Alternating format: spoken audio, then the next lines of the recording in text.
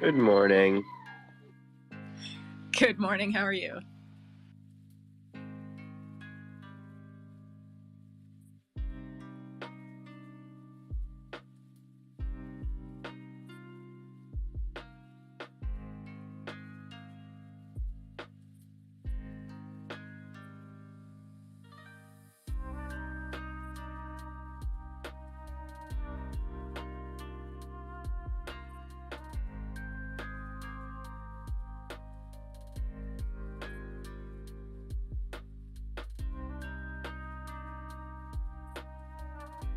Oh, I see this builds up.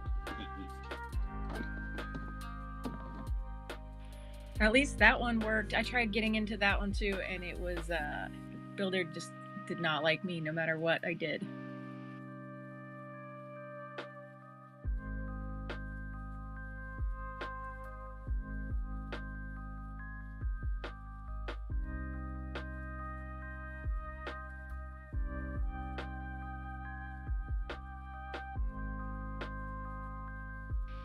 Good morning, DCL Curations. Thank you for being here.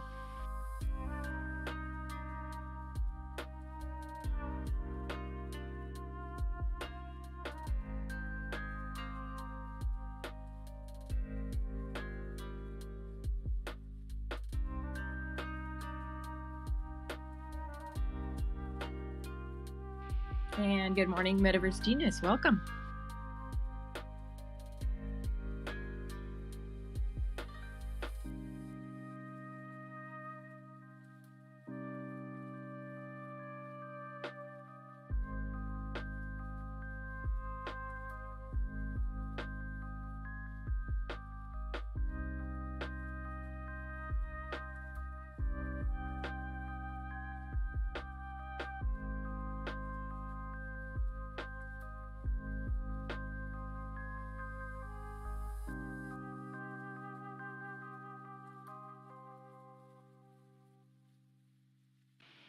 Good morning, KJ. Although I bet it's not morning by you, it's probably like evening.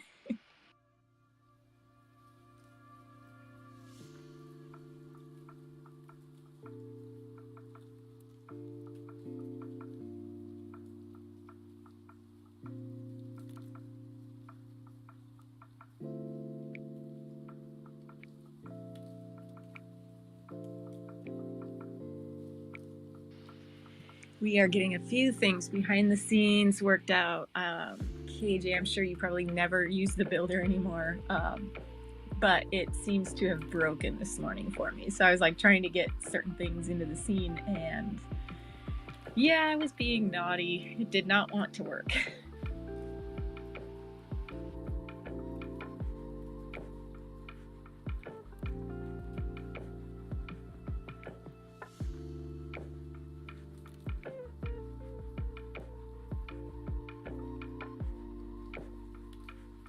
Good morning, Kenji. But we're now in a super cool scene. Ha ha ha. I bet KJ would love to see this parcel. Oh, I hope so. I hope so. Let's see, what are the chords? Oh, it's -52, -140.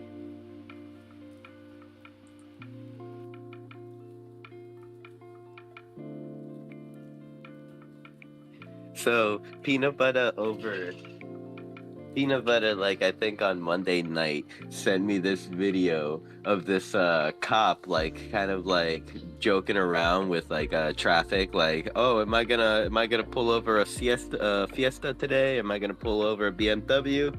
And the caption said, "It sounds like me."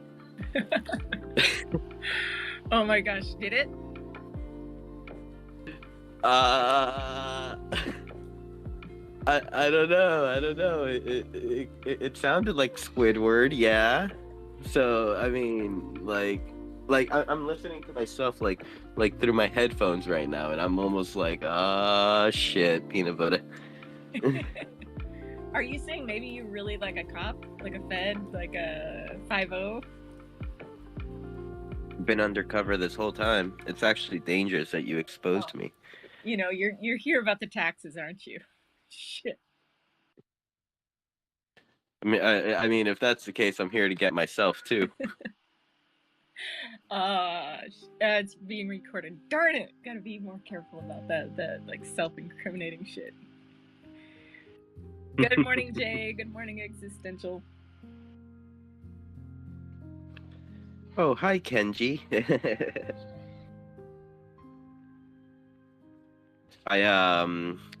One morning I popped into a Twitter space that Irolena was hosting, and I jump in there like, all ready to go. Everyone's speaking Japanese. Like I pull out my the Google Translate and I start typing away, and like I come up and like press play, and one of them goes, using the translator, I see. Oh no, was it that bad?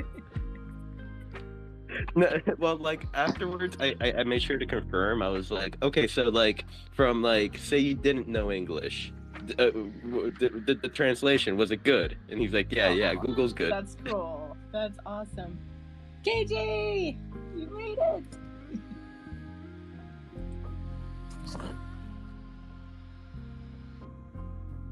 Oh, KJ found us.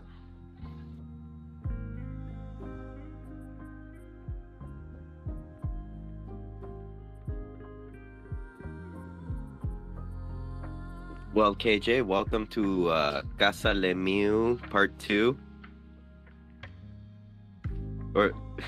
Or is this Build 2 version 1, Vanessa? Yeah, Build 2 version 1. And you don't have your Mew bubble on. You don't fit in with KJ and I. Oh, I better get that thing on. Yes, version 1, Build 2. Because I don't think you've ever had anything else here. I had that DJ build that Art built for me. Just before that. I think that one was the first. Yeah, so cool. I did like that feature that he like put in the little TV right next to the mini map. Oh, Art has skills. He has skills. He's got skills. I'll have to get him in touch with my builder. Yes, please do. So KJ, your help is so like priceless. Like it's beyond words. Like your YouTube videos, and then when I would ask you a question, and so like this is what I was making and trying to put stuff together and like figure out how to build, and then like I would build it all thinking I had it, and then realized I built it in a really like not optimized way, and so then I had to go back and like rebuild everything. So this has probably actually been built like 3 times. Like as I would learn a little bit more, I'd be like, all right, now I think I can do it, but like I don't know how to make it glass. And so yeah, so many people helped. Like when I had questions, it was really cool just to be able to like throw a question out there and then somebody had the answer to it. I'm just gonna jump in and say that I watch KJ's videos and I'm not even a builder. I'm not even like like I don't know what's going on. I'm just there. Yeah, like last year I started trying to learn Blender, and I, would go with the infamous donut tutorial, as we all do, and it's just like my brain, it was just so much information.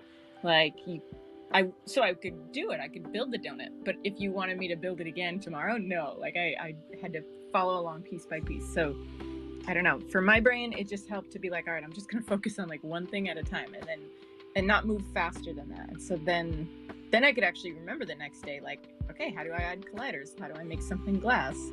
How do I use like a cutting tool as a stencil? And they're probably like super really, I probably have like bad, slow ways of doing stuff now, but at least I'm like, yeah, I can make something. Oh, but those meshes and triangles on one parcel of land, they're evil. They're so hard to work with. Good morning, Existential. How are you? Good morning. I'm doing well. Just getting up actually and having my cup of coffee with my cup of cream. And how are you two today? Doing good. I think I'm on like coffee, maybe number 3. Yeah. I have some catching up to do then, I guess. I had a question about the way events are displayed on when you come into World. Because on Monday, and I found the rock, paper, scissors tourney up there on events. But then I left, and when I tried to come back, I couldn't find it at all. I even loaded the page a couple more times, and there was probably more than 38 people there. I'm just wondering how does that all work? Because I go to try to find events sometimes that are supposed to be happening that I heard about, and sometimes they're too hard to find. I'm happy you brought that up because whenever I was in Miami, and I had met the team, I remember during the workshop with Maria, the first thing she says, how could we market community events better? How what can we do better? And instantly I like jumped at the events page, for example, like telling them that like it seems like a bit scattered, like if they could like maybe like let's say take a section, make it today's events, and then just put today's events there, and like make it more organized, bring all the current events to the top. And she seemed to have agreed, so I hope we see some optimization there. But yes, I do agree, like the events page is just like awful to try to navigate through and find your friends' events. A search bar would solve most of that too, I would think. Holy crap, existential. You just came through with some breakthrough technology over here, messaging Maria. No, just kidding. Well, probably should pass that information over. Let's see what happens if I send the message and the reply is like, stop bothering me, sinful. Yeah, it sounds impossible, but I know within the metaverse things are more possible than most places. Yeah, I mean, as we continue, like even just like Decentraland, like as we continue in here, I'm just surprised by all the builders in our community that like just when I think it's like, oh, like possibly this scene is maxed out. There's probably not much more they can do. Something new comes out and then it just blows everyone away. Which also you guys or Canessa was talking about builder. I put a poll up, and it was an idea that spawned from Alpha Angels, kind of. And I guess people don't. I didn't do it quite right because I got a few responses, but the thought was having, and I don't know if it's something there's a lot I don't know. So I didn't know if it was something the foundation would host or we would put it to a DAO vote and put it together. But it's basically, instead of these big events with big names, and we work hard to try to keep people to stay and don't really know how many people have or whatnot. My idea was more of a welcome to Decentraland onboarding type thing. And part of the idea also came, I think it was from Canessa from last week or the week before, about we would work closely with the different communities like Brazil and the new Argentina one, and Germany, Arabia, whatnot. And when people would come in World, there would be like signs or arrows in the different languages pointing in a direction where they can get more information on what all's going on. And I thought about it like being kind of a workshop onboarding, where if we had different devs, like we'd want people to volunteer as much as possible, of course, to try to keep it as low as possible. But I don't know how possible that is. But devs teaching building classes for maybe an hour a day in a couple different times throughout the day, teaching build classes, or wearable creators, DJs teaching music, all geared towards teaching people that are coming in. And this would be great for people that are already here too. People coming in to learn the skills that would actually keep them coming back. And like at the end of the week or the end of the, it would be designed so that like a person should be able to have a build done in a period of time, and then have a contest as to who the newest builder has the best build. Contest on the wearable. We have a party with the new DJs that learn the tricks of the trade and are new to the metaverse type thing. I'm just wondering people's thoughts on that.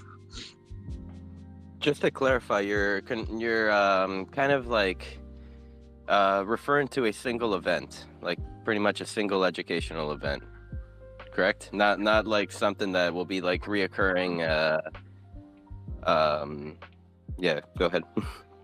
Yeah, it would be sometime early in the year or something. However, I don't know how long it would take to put together, but my thought was like a 5-day event, so it keeps people coming back every day, because in order to fully learn how to make a build, you have to come to each class, and each day you learn something new. Kind of like I've heard the YouTube, the donut building. So first you learn how to do that or something similar. Then the next day you learn a little bit more. Then you learn textures and painting and so forth and so on. But enough so that by the end of the course, you could have actually built something. And again, I don't know if that's possible to learn in 5 hours or not, but it would allow people to also ask questions. And I figure if you teach them how the skills, they're going to stay, is my thought on that. Yeah, yep. I mean, totally agree. Like the idea. I mean, kind of like, let's see. If it were a foundation event, like if by any miracle in the world they agreed to doing that, I wonder how the marketing would be on it. Because, like, for example, like if it were community run, it'd most likely be like us 38 at these bad joke at this event or at these workshops. If the foundation got in, there would be possibly a little more, but I don't know if it would be like the same kind of reach as if similar to the music festival, like whenever they advertise Ozzy Osbourne and people literally came in to go see him. Maybe we'll have to get Paris Hilton to get a camera on like a stream, just sit there, and then like in the background it's like someone building on Blender. Well, what if, now call me crazy, what if somehow the DAO worked together with the foundation? And I figure the foundation did this, they got all you guys in there at one time to purchase land and stay. So how did they do that? That's something we need to know too. How did they go about doing that? Department. Are you asking how did people originally join Decentraland and buy land? Well, yeah. How did they first originally? Was it just the land that got people to come in, or did they do other things to get you guys all to come in? The people who. No, I mean, I think I can only speak for myself. I'm sure there's people that were in the first land auction and the second land auction. I got in like 2 months after the second land auction, and so I mean, I had bought Mana Coin before that because I read the white paper and I thought, okay, like all these other coins I can't quite wrap my head around. Like, what does Cardano do? What does Ripple do? Like, I was still kind of new to the space. But when I read about a decentralized virtual world, I was like, yeah, my brain understands that. And so they didn't do anything. Like, they probably did. I just, not in my experience. It was just like the idea that, like, I could buy into the idea. I had had experience with like different metaverses, if you want to call it that, in the past, and so I understood like scarcity of resources. So yeah, Decentraland was not the first time I like spent way too much money on wearables in my life. So yeah, I guess like if that, does that answer your question? I don't think they were doing a lot. I think that the people that were here were builders. Like they were the people that were like, yeah, I can build something here. At least the people that I ran across, I was kind of, you know, in my own little shell, my own little world. Like I didn't know anything about coding or building, and so I was just kind of like on Discord, just kind of bouncing around, working in the builder. Yeah, I think your idea is, I think it's a good one. Like education, getting people here. I think that definitely has value. I would love to see like the university district. I mean, we have a district dedicated to education, and so I think that would be a great utility for that. But again, you can lead a horse to water, but you can't make them drink. So I think you'd have to have the intent, like the desire, the will to learn this stuff too. Does that answer your question? Hopefully. Yeah, kinda. So it was mainly just the lure of the metaverse that probably brought most people in, because I'm already aware that it would have to be marketed in a way to entice more people to come in, which has been difficult as it is. I posted an article actually in the DCL Press channel of the CBD Discord that was on Coinbase about how 2022 was supposed to be the year of the metaverse, but didn't exactly happen as I guess anticipated or thought. That's why I was hoping or thinking that maybe that's one of the reasons people don't come in, is because they don't know what it's about, what to do, how to do any of it. And which I know we try to do that, like with the big events as well. I really wish there was a way more to find out how many people are new that did come in and how many keep coming back. I know Oddjob also mentioned about the POAPs, how important they can be, not only as just a souvenir for a person that attends that event, but that would help track the number of people that actually show up to an event, and probably even show the new wallets that were created. But again, there you have the problem with how many people have multiple wallets or whatnot. Yeah, I would disagree with thinking that 2022 is not the year of the metaverse. I would say it wholeheartedly is, but I think that we can't define success with like numerical analytics. Like we can't just say success is because we have more people in Decentraland, or success is because we have more people spending money in Decentraland. Like I'd say just meeting a couple freaking awesome people is success. You know, that right there is that's the metric that we can't read, is like what kind of experiences are being built up. And I would also say like looking at a year ago from now. So like so actually, yeah, the baby dolls, we just celebrated our 1 year anniversary, and there's a party we're having at the dollhouse tonight. But like that right there is a good for my brain, it's a good way of thinking about like how much have we done in a year. And I think that things are being built up behind the scenes that maybe we just can't forget about that, like how much is being built. Like we've got more people active in the DAO than ever. We've got more people learning these skills, like learning Builder, learning, Blender, learning, well, hopefully they're not learning Builder, the Builder, but like the SDK. So I think that right now, like we're like building, like we're just, I don't want to throw out those tag words that we're like building bridges to Web 2, but I think we have to build first before we can expect the masses to come, because ultimately if they come and they crash 10 times trying to get into the Pride event, then that's not so good. So like really we need to lay the foundation down before we build our house. And I think that, yeah, sorry, sometimes I get long-winded, but yeah, I'll stop there. That makes sense. Because believe me, I understand. I have days where I consider it successful that I stayed in a party for 15, 20 minutes. Other days, I last 5.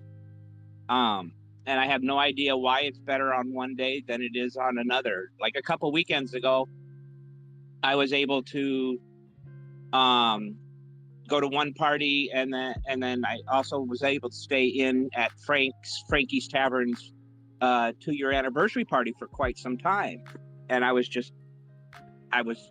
so totally surprised, but I was also happy that I was able to. Fortunately, I don't give up.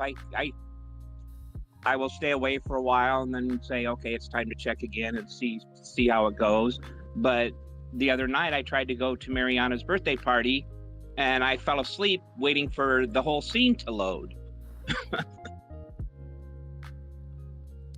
So I do understand that part too. Mm-hmm. Yep. Yeah, it's becoming more clear as we go. We need it's more of a got to set the foundations, get the of the platform, get it optimized, make it so people can actually use it, not a lot of gamers, when you look into the gamer sector, like if a gamer comes into Decentraland, I tend to actually notice that those are like the most critical people on like and good, they have a fucking point. Like like why should I fucking click 3 times on this? It should be fucking popping up when I click once. Or like even when it comes to like the page, like our marketplace, for example, the comparison would be the Drawful marketplace. Like the Decentraland marketplace compared to Drawful marketplace is so slow. It's so slow, like day and night difference. That's why personally I kind of want to start using Drawful. Do you guys have you guys gotten in there? Yeah, I think that the search capabilities in there they're so much better than the marketplace. I can't imagine any online store in the world not having the ability to search for items. And yet the marketplace that we have in Decentraland doesn't really have a great way to search items. And so, we just need to catch up to like basic online retail. Like we just need to get to that point and then we can like move forward. But Drawful, yeah, you can search things so many different ways. You can search by vendors, and ultimately that's the best thing for the creators. I mean, if you could find, if a user or consumer could find wearables more easily, wouldn't that increase sales to the creators, and then maybe help some of those people stay in world, because it's freaking expensive right now. Like if you want to publish a wearable, it's almost 500 mana right now, which means to make a profit, I don't know, you're gonna have to charge a lot. So things like Drawful, I think, will help push the creator market even further. Yeah. Does that have Decentraland merchandise on it? And if it does, would it be as safe as the marketplace for land sales? Do you know? This is just like a wearable marketplace. So it only deals with wearables on the Polygon network. And what was your first question? Is it safe? For like land sales, because open Oh. sea is not really the safest place. So many people get scammed by the empty parcels that it's recommended use the Decentraland one. That's what I was curious about. Yeah, and no, there's no land sales on Drafo. It's just strictly wearables. But to extend onto that, it's pretty much like creates a profile for a user. Like let's say Rustan. Rustan, logs into Drafo. He already has his like Decentraland wearables linked to Drafo. Now let's say Drafo, which I believe they have like mentioned that they are like speaking to other metaverses so they can integrate their wearables into their website, that platform's wearables into that Drafo. Now let's say Rustan goes over to Sandbox and starts making a bunch of wearables over there. Since he already has a Drafo account, then all his Sandbox wearables and his Decentraland wearables will be displayed on the Drafo site. Cool. I'll have to check that out. Thank you. Or at least that's the understanding that I got when Lorinas came on Beyond the NFT. He wouldn't lie to me. At least I hope not. And just a quick reset of the room. Thank you everyone for being here. Make sure to like, retweet. If you have any questions, please come up. If you want to bring up any topics that you're passionate, go right ahead. This is an open forum. We are degenerates and we're ready to talk about anything. You know what? I want coffee. You better get coffee. I'm gonna try to get Zesty up here to talk about the new ice wearables. Cause like I went into my backpack, and I'm like, damn, whose backpack is this? I got. You said you literally said Zesty, and I saw the request. Yeah. So yeah. Kanetha wanted me to step up when I asked if I just joined, so I didn't know if you guys had chilled the new DG wearables or not. Daddy Sauce did an airdrop for the Crown and Scepter holders yesterday. I look like an extra from the Matrix, and I love it. Like I'm like one of the ones that got killed earlier or something. And yeah, it's like 1,000 ice to mint each one on the DG website. They've got Christmas sweaters that aren't ugly. They have 4 different kinds of sunglasses, a few hats, a very nice peak coat, and some other stuff. Yeah, I mean, the sunglasses were nice enough that I set the visor aside. That should say a lot. Whoa. Yeah, I set the Joe visor aside for the speed shades. Yeah, those wearables actually were pretty clean. So did Daddy Sauce drop that to just scepter holders and crown holders, or was that to you got the Sin? I think you got in just in time. You should have like 30 wearables in your backpack. Oh, I do. Like literally, like I got my scepter, and then the next morning I wake up and it's Christmas. Yup. You got in just in time then. So oh my yes, all of the most of those are epics, and they're all tournament wearables. So you can mint them for like 1,000 ice on the DG website.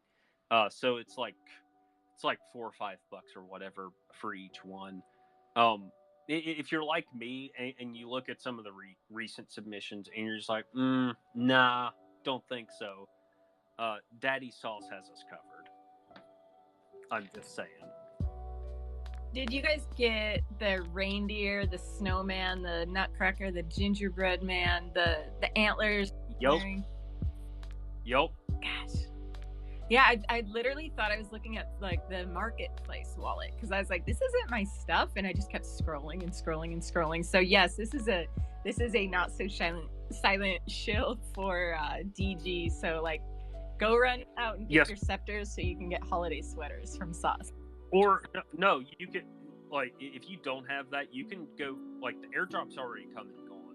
You can go on the DG website and mint this stuff if you've got ice.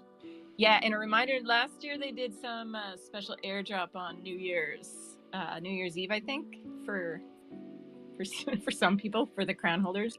Yeah. So there's like 5 sweaters, 3 pairs of shoes. There's some shorts, a couple hats. I think like 3 pairs of pants, a few skins. I know there's 4 pairs of sunglasses, and I'm a fan of 3 of them. And then, of course, there's the reindeer skin, the eyes on it. I have questions about that reindeer. That's all I'm gonna say. Like I wonder like what is its IQ? And then I don't know how they got the snowman through because it doesn't have legs. But the Nutcracker one is great, and the gingerbread man it's a gingerbread man. But yeah, the pea coat, the cuff denim pants, and either the Spacefarers speed shades or diamond shades, all quality. Yeah, that's pretty cool. That's nice that they do that for their holders. Hopefully they'll do that for every season as we keep going. And I don't even, I'll be honest, I don't even care about the shine drop that they're going to give us later. I just care about the fashion. Truer words were never spoken.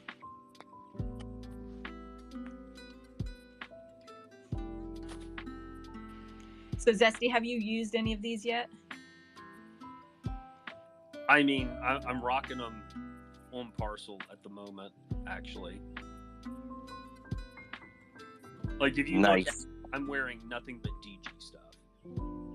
And the only thing that's not from the shine drop is the gloves. And that's one of the mintable accessories.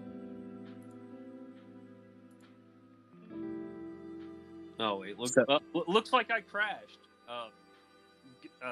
GG Decentraland.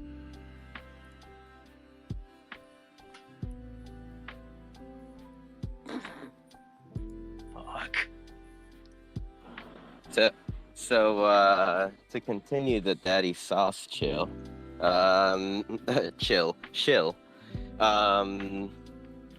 Sauce will be on Beyond the NFT this coming Monday, the 26th. So everyone, make sure to tune in to Beyond the NFT on Monday, and we might actually be trying a new location, which is going to be exciting to see how it goes. That's awesome, because I think Sauce, out of everybody, I mean, those ice wearables are, nobody can argue the utility behind them are different than any other wearable, at least when at the time. I'm not up to speed with some of the wearables for like Wilderness and Exodus and Dice Masters. Like so I don't want to speak not fully educated, but I think that for utility of wearables, obviously ice wearables, they set the bar pretty darn high. Speaking of Dice Masters, they pushed out an entirely new build last night. It is not the same. I mean, they got the funding. Yeah, I mean, I'm just saying they finally pushed it out last night. Everybody's level's been reset to 1. If you've got gear, obviously you keep the buffs from that. And yeah, it's a new world. Yeah, it's probably new art style too. Really? Yeah, new art style, new everything. Nice. I would even say I would actually go as far as to say that Billy and the gang should probably tour the castle. Is it did they kind of like? Oh man, it would be really sick if they used this opportunity to kind of like separate themselves, like from the pack, let's say, from like kind of being similar to another game.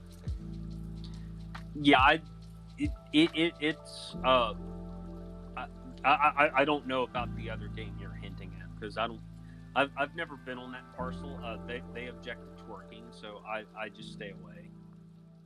If that's the one if we're both talking about the same one. Yeah. Okay, I'm not welcome. Got it. Well, but yeah, it is completely different. I should go check it out then. Oh, I see Josh in the crowd. Hello, Josh. Hello, Shiny. Hey, Hayabusa. We're just having a light community building space today. Doesn't seem like there's too many topics that are being brought up today, so might be one of those that we just close on the hour and we continue acting natural. Oh shit, you're right. We do have Haya Bully here. Haya Bully? Is that what she's been doing this entire time?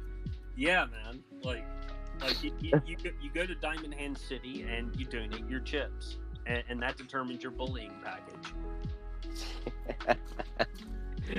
You donate your chips? Yeah, yeah. We have our own like memes microculture at Diamond Hand City. Like Hayabusa is a bully. Ace King is the worst possible hand. Really is. Yeah. Whether it's suited is actually worse, but only slightly. God forbid it's connecting. Ugh. Yeah. Oh, I'm talking purely about Ace King. Yeah, I know. Like we actually watched one a couple nights ago. Two people shoved all in. One had Ace King, other had King Queen, and the other person hit a 2-pair. The person with King Queen hit a 2-pair. And was just like, fuck, really? I mean, it was a pot with like 5 game chips or so. It was a sight to behold. And then there's my scenario when I have Ace King and then Donk shoves with like 2-8 and hits the 2 on the river. Yeah. Rage. Rage. Just pure rage. Yeah, I fold Ace King. It's trash. So now I know why Haya Bully is so interested in my poker strategy. Right. Yeah. Fresh meat. I see. I've been noticing my average chip stack is lower every time I leave the tables that she's in. Then I don't know if they fixed it, but there was also the bug at DHC where if you, I think it's dependent on like the timing when you leave the table, but Pepe just steals 400 chips. Oh, that shit. Yep. Yeah. You just get robbed, and then you have to like submit a ticket and all that. I know. Even though like when it comes to like support teams, I have to give it to DG once. Back to the DG shill, I guess. I have to give it to them every time I open a ticket. I instantly someone in my face like, sir, what do you want? They have the fastest support times, I think, out of everyone. It's pretty wild. It's like, what do you want? And then like you tell them, and then they'll be like, send me your address. And that's mostly like like the first thing they ask, and then like they fix it. And then I've had some pretty exotic questions. I'll put it that way. And if the person dealing with me can't answer it, they pull in someone who can.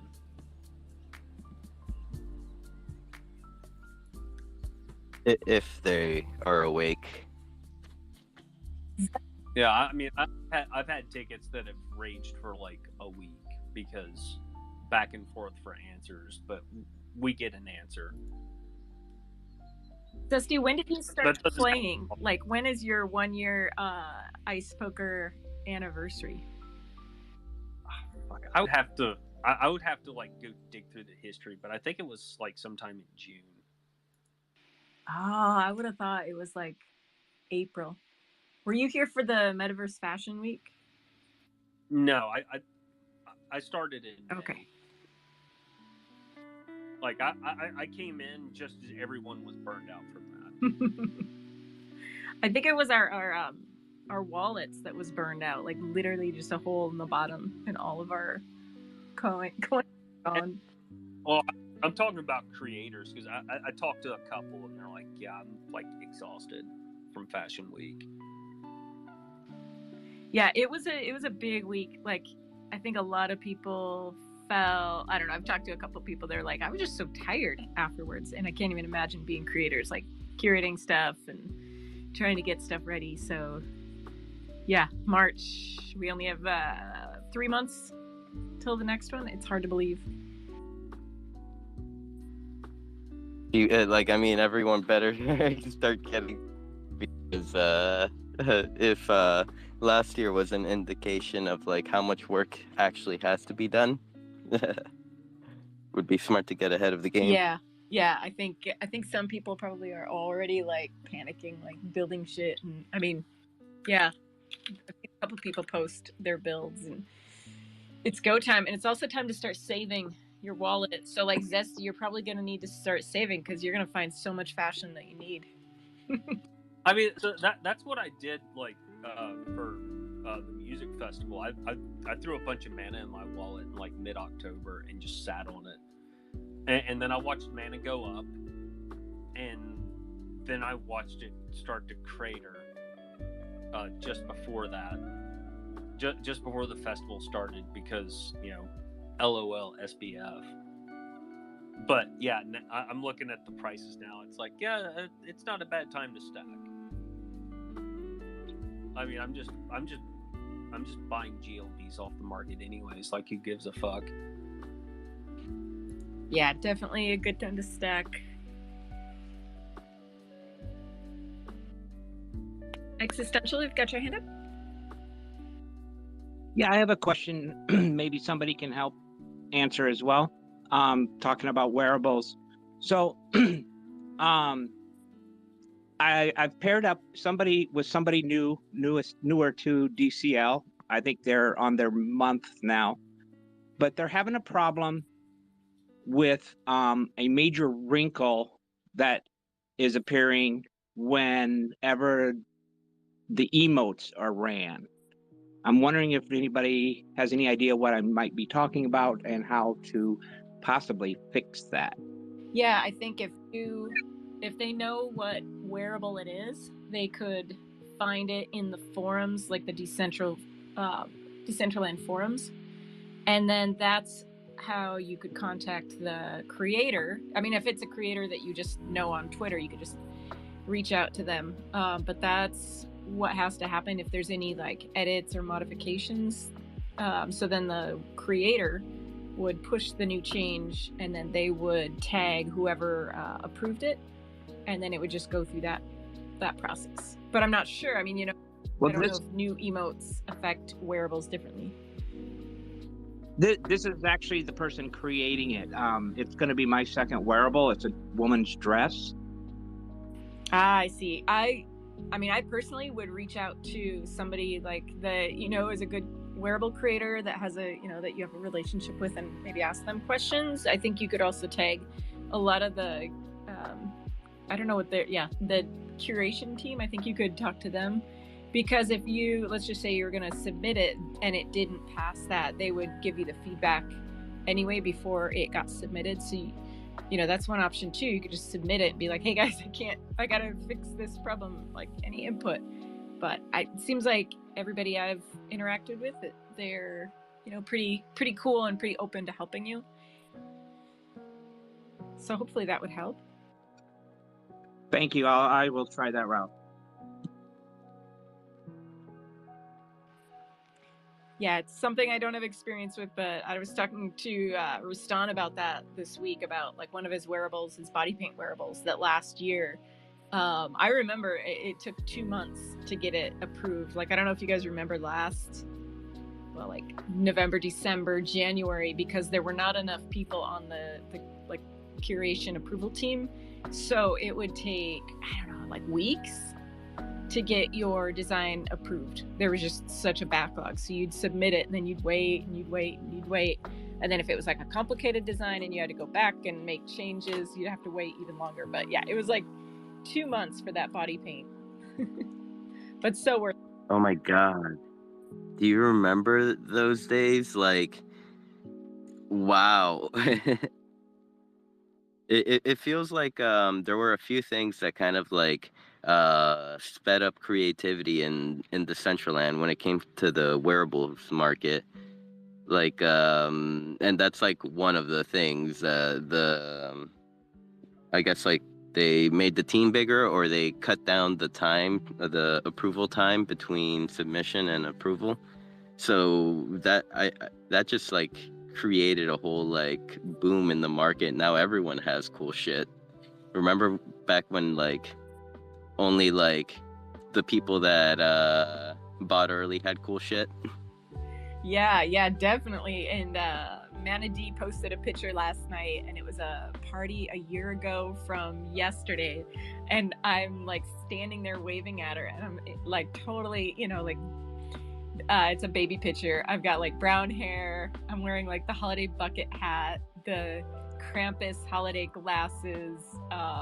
Yeah, I'm just like no pink hair yet, like totally look different. So it is interesting how, like, I mean, that's a great use case, that if you hire the staff that the department needs to operate, that it can just move so much faster. Like emotes, when you submit those, I mean, a lot of times they're approved within an hour. Like it's so fast because, I mean, they usually either work or they don't. So I think that we could maybe use that practice all over Decentraland. Like, hey, if we just hire the people we need on the team, like the Decentraland Discord channel or social media or anything, like we will just be able to accomplish so much more.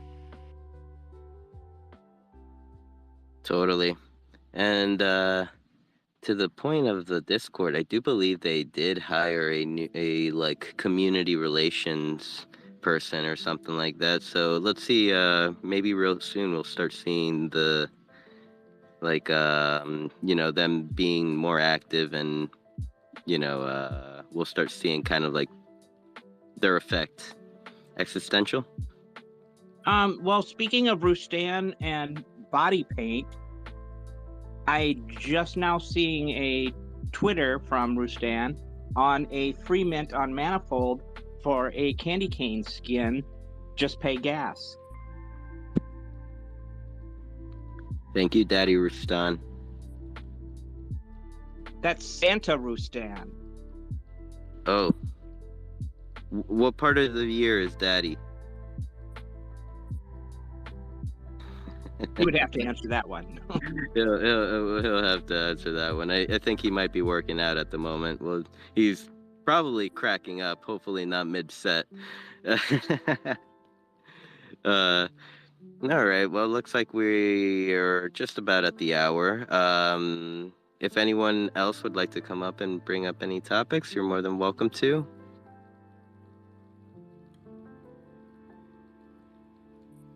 Oops, I muted myself. If not, I think it'll be a good time to start winding down. What do you think, Vanessa? Yeah, I think so. I feel like everybody's out like Christmas shopping, or like the burning question is, do you guys all have your Christmas shopping done? Because there's only like 3 days left. So hopefully y'all got shopped out and got your stuff. Yep. Everyone's rushing though. How many days till Christmas? 4 days till Christmas? That's crazy. Yeah, that's not enough time. Like, it was just January, like a week ago. Like, where the fuck has the time gone? I think future research is going to show that, like, when you're in the metaverse, that your brain can't comprehend time in the same way, and so that's why we're like, oh man, the time goes by so fast. And I think someday the research is going to back it up. They're going to be like, wow, those people, those early adopters, like I don't know. They're like cavemen in the metaverse. Do you think like what we're doing now will be like kind of like wall scriptures to like the future people of the of the metaverse? Yeah, I mean, absolutely. They're going to look at what we did wrong and be like, those fucking idiots. And they're going to look at things we did right and think, gosh, they were early. They were the innovators, the pioneers, the early adopters. But, you know, the problem for us is we don't exactly know what shit we're doing right or what shit we're doing wrong because we might think we know. Good morning, Alpha. Good morning, Canessa. Good morning, Simple. What's up, guys? Good morning, Existence.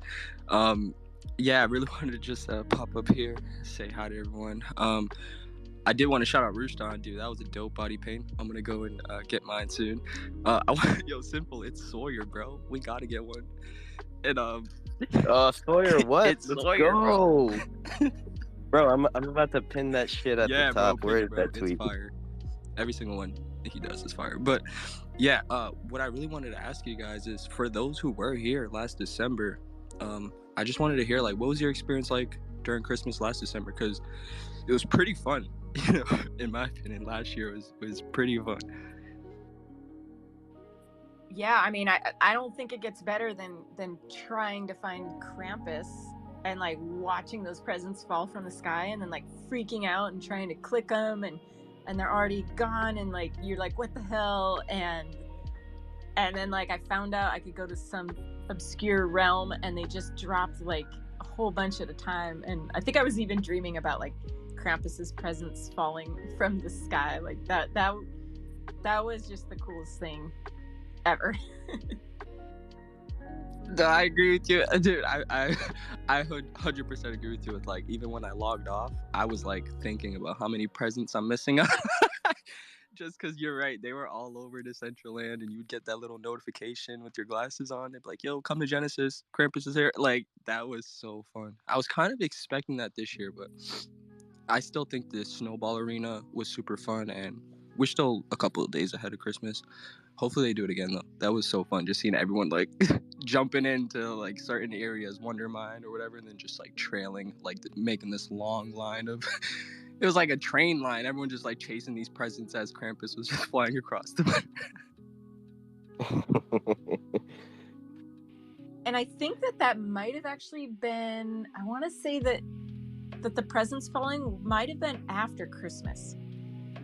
I might, while you guys are talking, I might look at my pictures because I Or maybe it was. I remember a comment made about because of the person who was doing it.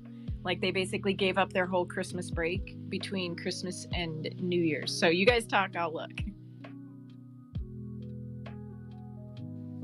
No, yeah, that was like last year, especially when that was like most of our first time. That was my first time. Like I probably had like 4 weeks in Decentraland. And I was just like blown away by like everything in Decentraland already, and then the Christmas, the way they touched it up, and then I believe Playboy, they had an event too. They had an event too, and it was pretty dope there. Like while we were partying and gifts just falling on us, I think like I don't know. I just feel like if people were to experience that this year, there would be a different sentiment in the air.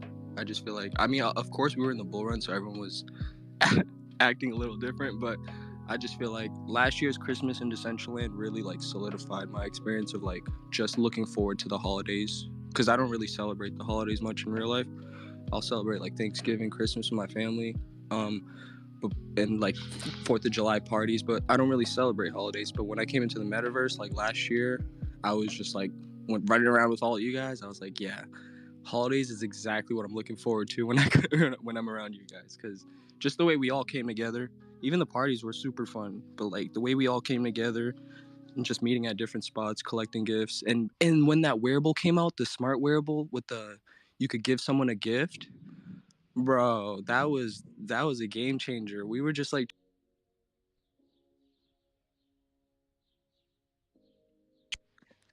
Did I rug? I accidentally rugged. Oh. My bad. Okay, Someone there was you go. calling me. My bad. What I was saying is just you guys remember that smart wearable where you could pick someone and give them a gift? That was pretty insane when it was introduced last year.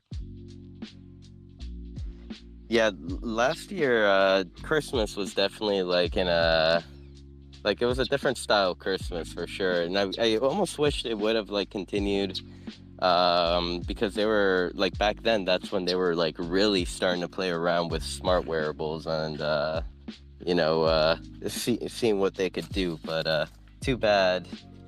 Too bad, like, kind of like the problems around security have not been solved when it comes to smart wearables. Because I don't know. I feel like you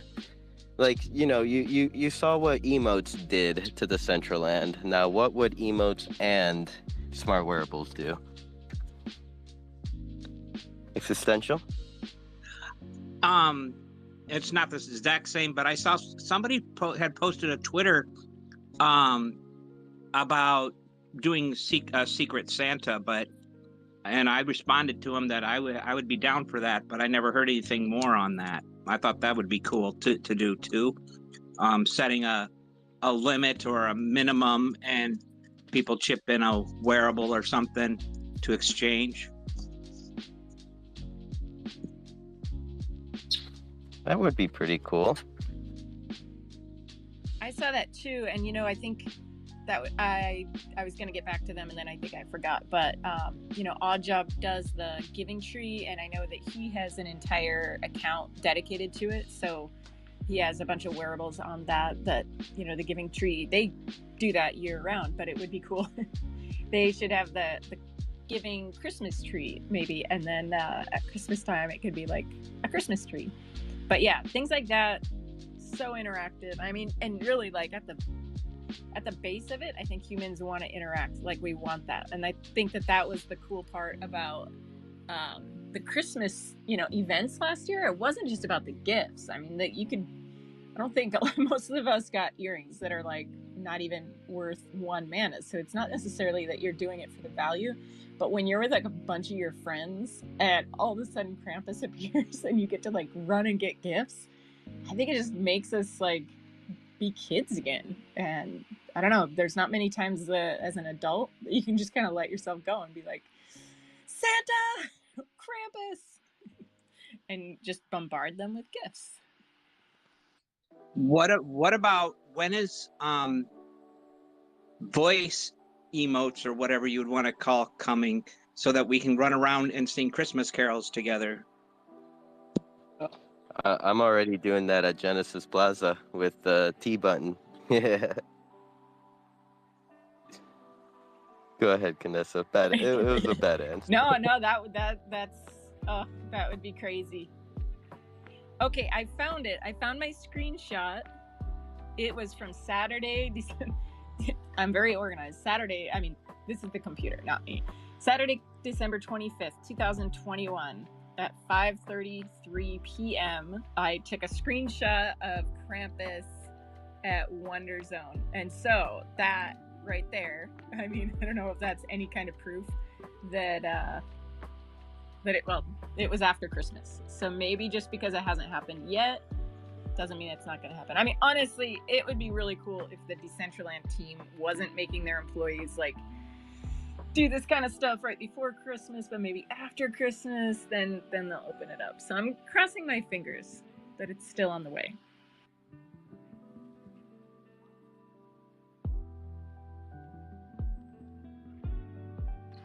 Same.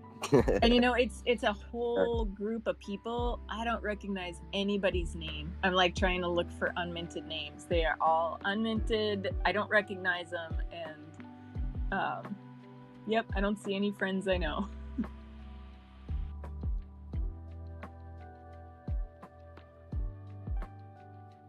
Not yet. Yeah, I was gonna say, now I gotta go look through my old pictures. Yeah, definitely. I mean, even the styles in this, like I think taking pictures and recording that is so important, because you just like, this is like a snapshot in time. Oh, I have a picture of let's see, Canessa in December or early January at True Band Room. I think that might even have been before the pink hair as well. Oh my gosh. I was trying to be a fashionista back then. I had like clothes. I was like, this is so cool. Like the altcoin radio Walkman. I was like, this is the coolest shit ever. Or like the Walkman. That's what you were wearing. Yes, I love that. Yeah, I mean, at the time, the Alcorn Radio like Walkman pants were like kind of like the best designed pants like around, like one of the best. I can't say the best, one of the best. They are now. I mean, I don't even have a pair go ahead. in this in my main account. I don't know where they are. I guess I gotta go look. Yeah, and I was gonna make the comment that even like today, there are more like options for males like when it comes to pants, but like still not too many. I'm gonna pass it over to Alpha. Oh, I just wanted to talk on like the CCC, not the CCC, the Walkman. Dude, that was like, I had that every fit in the beginning, and dude, that was a wearable when smart wearables were introduced. That I was looking forward to that being like the game changer too. Because imagine we could just all listen to our own like music, and we're just walking around with our like iPods, these Walkman pants that give you the access to that. That would have been awesome. Yeah, even at the time, like I believe altcoin and UMAC were kind of like ahead of the game, because then like they started like releasing the Walkman, like the earbuds and stuff. Like imagine if the smart wearables actually were like introduced or released. Like right now we'd be walking on the metaverse, like we'd be like able to like pop into a party and we're like, I'm not feeling the music, so just like throw on our Walkmans and Yeah, what if like artists that were here, like Stony, like what if he made a playlist, like an NFT playlist just for Decentraland, and like you could choose to listen to his, so like maybe the only place to hear it is here on your Walkman. I mean, it would be a really cool way to make like music creation dynamic. Or like our Treyu. Oh my gosh, I'd have our Treyu looped on my little Walkman. Alpha? Like, you just got me freaking excited. That's exactly how I saw it. Like, I saw these Walkmans as like just because I didn't really know like the coding or anything. I still don't, but I feel like I was seeing like, dude, these could be made with albums, since like we could go to a common as most like 100K. So I was thinking like, dude, real artists, they sell 100K units. Not real artists, let me take that back.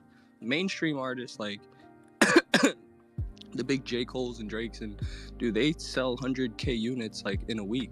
So I was thinking like, if we had that as like albums, where you just had this because I saw I think it was the Dr. Drip one that made me think like, oh, he can make custom ones.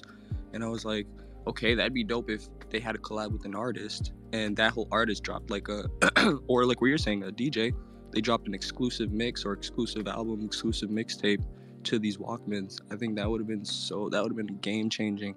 I remember there was like this one option, correct me if I'm wrong guys, but at Wondermind you could like, I think you could click R or E or something, and it would change a radio. And that's how I was looking at it. I was like, that'd be dope if you were just like walking with the Walkman, hit one of these buttons, and you just swipe through the album or swipe through the mix. Yeah, there's so much potential there. Like, so like if you were playing, okay, let's put a ghetto blaster on our shoulder then, like a not just a Walkman that has like earbuds going into our ears. What if you had like a like a boombox, and then that's playing to the people around you too, if you use that smart wearable? I mean, it'd be kind of obtrusive like to everybody else, but it'd be pretty cool. We needed that at Beavers last night. we needed that at Beavers, I swear. But yeah, like people in Wondermind, like Chrono T, he'd just be rapping, and then on the Rise we'll have like her mic open and she'll have some music in the back. I feel like, dude, these wearables are needed. I really hope that they can, like Simple was saying, like figure out the security around these smart wearables, because just like emotes, they enhance our experience. It would be so cool to have a boombox, and like, anyone that's like around you at like, let's say a 5-meter radius or whatever, just like just this close proximity can like hear your boombox. Oh, is anyone writing down these ideas? Like, come on, we got to write these ideas down so then we could give them to the coders once they figure it all out. Yeah, I think That's a we're fact. typing in the Twitch chat, and I'm just like, Dr. Drip had an idea. I'm like, well, you could just code that into the scene since like I have no clue what's possible. So yeah, Dr. Drip, you gotta make that happen. Make it so, please. Dr. Drip, drop into the Mew Lounge or Casa de Mew Land, and see what you can do in there. My bad. I just realized you guys are in World 2. Yeah, I'm gonna hop into. It's at Muse today. Let's go. Yeah, there was Yeah. issues with the builder was not liking me this morning, and so it wouldn't even let me change a scene out or like add anything to it. So we are at -52, -140.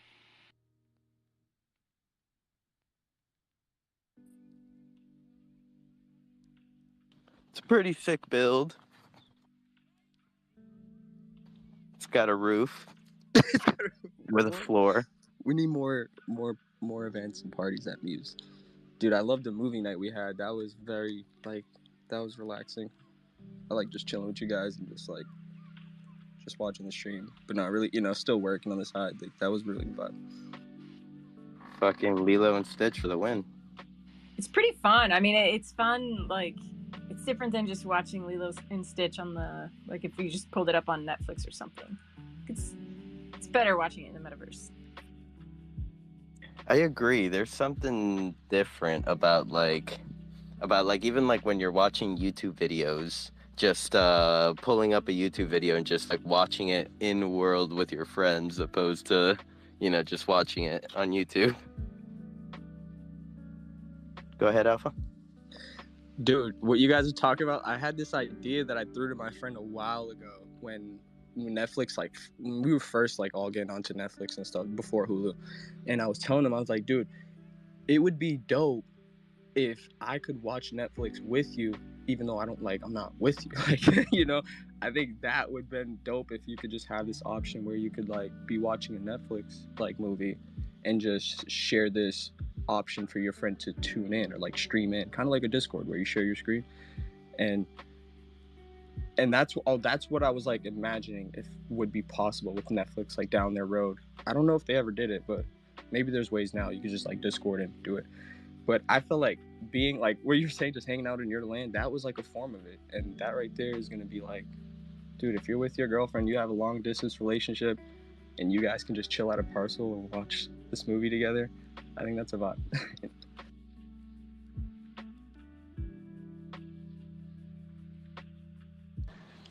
Bro, for reals. Let's see, I'm just getting back inside, seeing how many people are at test build. I think that's where the copyright thing comes into play with the whole Netflix thing, is you can't do that. Because I know Coke Smush used to have a movie night, but they would hold it in Discord, so where evidently it doesn't apply the same for whatever reason. I don't know.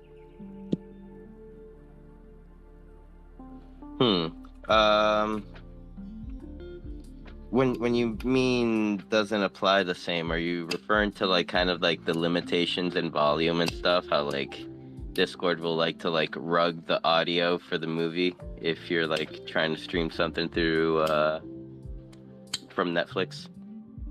No, they would stream the movie in Discord, but they couldn't do it. For whatever reason, they couldn't do it inside Decentraland the same. And I was told the only reason they didn't was because of copyright. Interesting. I'm about to go try to stream some anime into the land, see what happens here. maybe a little bit after all the other official streams close down, so I don't get really copyrighted. We need to have a after Christmas movie marathon day, and just see how many movies we can play at once. I don't know, like do like a whole series. How many movies can we play until we get sued? Alpha, can you answer that? Hey, yo, that's too much. How many movies, dude? I don't know. But what else? Shit, let's keep it in DCL Worlds, man. I don't think we'll get caught. That's what I was gonna tell you, Existence. I was like, dude, we can just start keeping it in DCL Worlds if it becomes a thing, or we just do it on our parcels, but just don't really stream these. Like, don't really take it on Twitch or Twitter. Don't really promote it. Like, those who know. Like, I think this could be a way of, like, similar to a Discord movie nights. I mean, you just kind of lock up your parcel. I don't know about locking up the parcel. I wouldn't know about how this would happen if, like, you did a whole movie marathon in, like, a public day. But I think in DCL Worlds, that could be a good way to combat it, where you can just have, like, a small group of people just tuning into this pay-per-view or tuning into this movie that just came out. that just came out, or, like, stuff like that. I think that would be pretty cool. Like, there's this movie, Film Rare. They have, like, this whole movie theater that's just kind of being unused right now. It would be cool, like, if we had, like, our own, like, custom movie theater build, put it in a DCL World, and then just had, like, you know, we just did our thing over there. Yeah, like if you're using OBS, how are they even supposed to know if you don't advertise it all over the place? That was what I wondered as well. I mean, how are they even supposed to know this? Unless for some reason the stream into Decentraland is set up to catch that kind of stuff somehow. I have no clue, but just a thought. You know, we could do it like the rave scene of like the late 90s, early 2000s, where you go to a parcel, you stand there, and then like the lights blink on the car next to you, and you walk up, and they tell you the coordinates to the next parcel, and then you teleport there, and then you stand around and wait, and then all of a sudden somebody comes from behind the tree, and then they tell you the coordinates to like the final parcel, and that way we know we're like we got all of our tracks covered. Not that. Oh my god. All I'm imagining is some like the metaverse version of some weird hippie dude just coming out of a bush, be like, hey, the coordinates are here. Oh my gosh. Then I like do that. backing up. I want to do that even more now. Yo, Canessa, here, you guys just heard it here. If you ever need a heist done, run it by Canessa. Yeah. I got ideas. Dude, that was genius. You start running around doing little passwords, like what's the password? But I think the events page would just kind of give us away, wouldn't it? Like, we need to be able to hide our events so that, like, you know, because sometimes I'll be like building on my parcel and I'm like testing it and deploying it, and then people will start showing up, and I'm like, no, like no, it's not ready. Yeah, I don't know. We got to cover the facts. I did that to Bay Backner. I think it was. He is that the Muse one? Yeah. I showed up while he was working on that one. Or they? My apologies. I think they might be a. Yeah, I'm not sure, but yeah, I think that's gonna be perfect with DCL Worlds now. Now we don't really have to expose what we're working on. I mean, Heroku was the answer before. I think there might have been other stuff, but DCL Worlds is going to be like a tool beyond just a test like scene. People can be able to there to have, like what you're saying, these little tiny events where you really just want your 3, 4, 5 people there, and then there's going to be times where we're going to have like Doki's. I don't know if Oddjob is here. I think he is. I'm not sure. But when I was with you guys for taking that picture with Doki, that was wild. You guys were straight up great, like testing the scene. I think there was like 15 people in there, like 10 to 15 people. That was the most I've ever seen in a DCL world. I remember, Oddjob having like a world open during like ABC Decentraland, and yeah, they did have quite a few people, like 15 to 18. Yeah, I was pretty surprised. So yeah, maybe small party in DCL Worlds. Like, too bad for that pesky limitation that if you want to build bigger than a 2x2, You can't. Well, not right now. I don't think, unless Madamus was mentioning about like maybe a server giving you possibility capabilities of building a bigger scene. Alpha. Oh, so the limitations are coming in. I mean, I guess that would help with like certain concerns, like like like Canessa and other like huge landowners. I guess that would help them be at ease to not know like DCL Worlds is going to take over or be like the main choice. I think that helps, like giving limitation to these worlds. But we also should know, I think it's going to go beyond one name. Like I don't think we're going to just one world, one name. I think that's what it is right now, but I think soon we'll have multiple worlds, multiple 2x2s. Yeah, like I think we don't know how the names are going to affect it, and what I think could happen is that like if we have the name, like I got the name let's see, communities, but let's say Sinful has the name development. Like what if in the future you have two names and they come together, like community, well communities is plural, but like educational.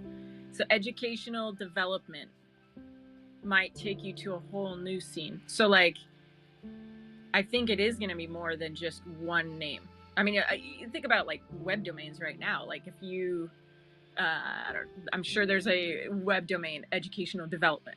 So I think we'll be able to layer them. Like, why not? And then that would create a new NFT.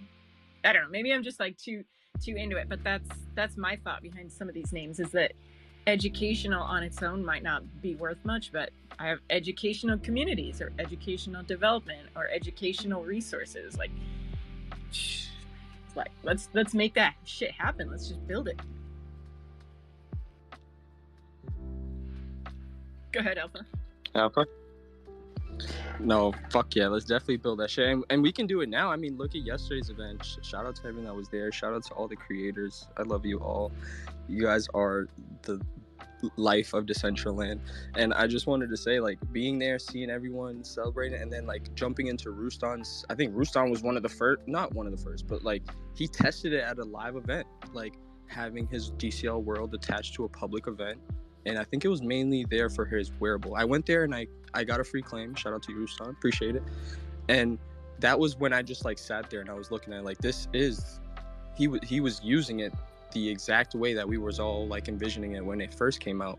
And I think to further there, he had to teleport back to like the main scene on his land. What if he had just another portal next to it, like spatial, like that took him deeper in the rabbit hole? You know what I'm saying? And it just becomes this like inception, and it's all of us. Like we're connecting our worlds together just by having like that, like it doesn't matter what your portal looks like, but when I was in his, I just saw like this spiral and it said teleport here. And I feel like having something like that in each of our worlds that can connect it, like what you're saying is dope. Like I have Learn to Earn and I also have L2E. I feel like now I can like connect those names, and then beyond that, we can go like, let's say how we were talking about countries last year, I can go Cape Verde and look for someone else who has a different country. And we connect our cultures in a way, connect our countries. I think it's gonna be dope to connect our names. That's wild. Oh my god, have a little neighborhood. Could be a university. Neighborhood of names. Oh my gosh, all I can think of are some really degen names. Neighborhood. Oh, neighborhood. Oh, you have 24 hours. Fuck. So Alpha, looks like my intel has been rugged.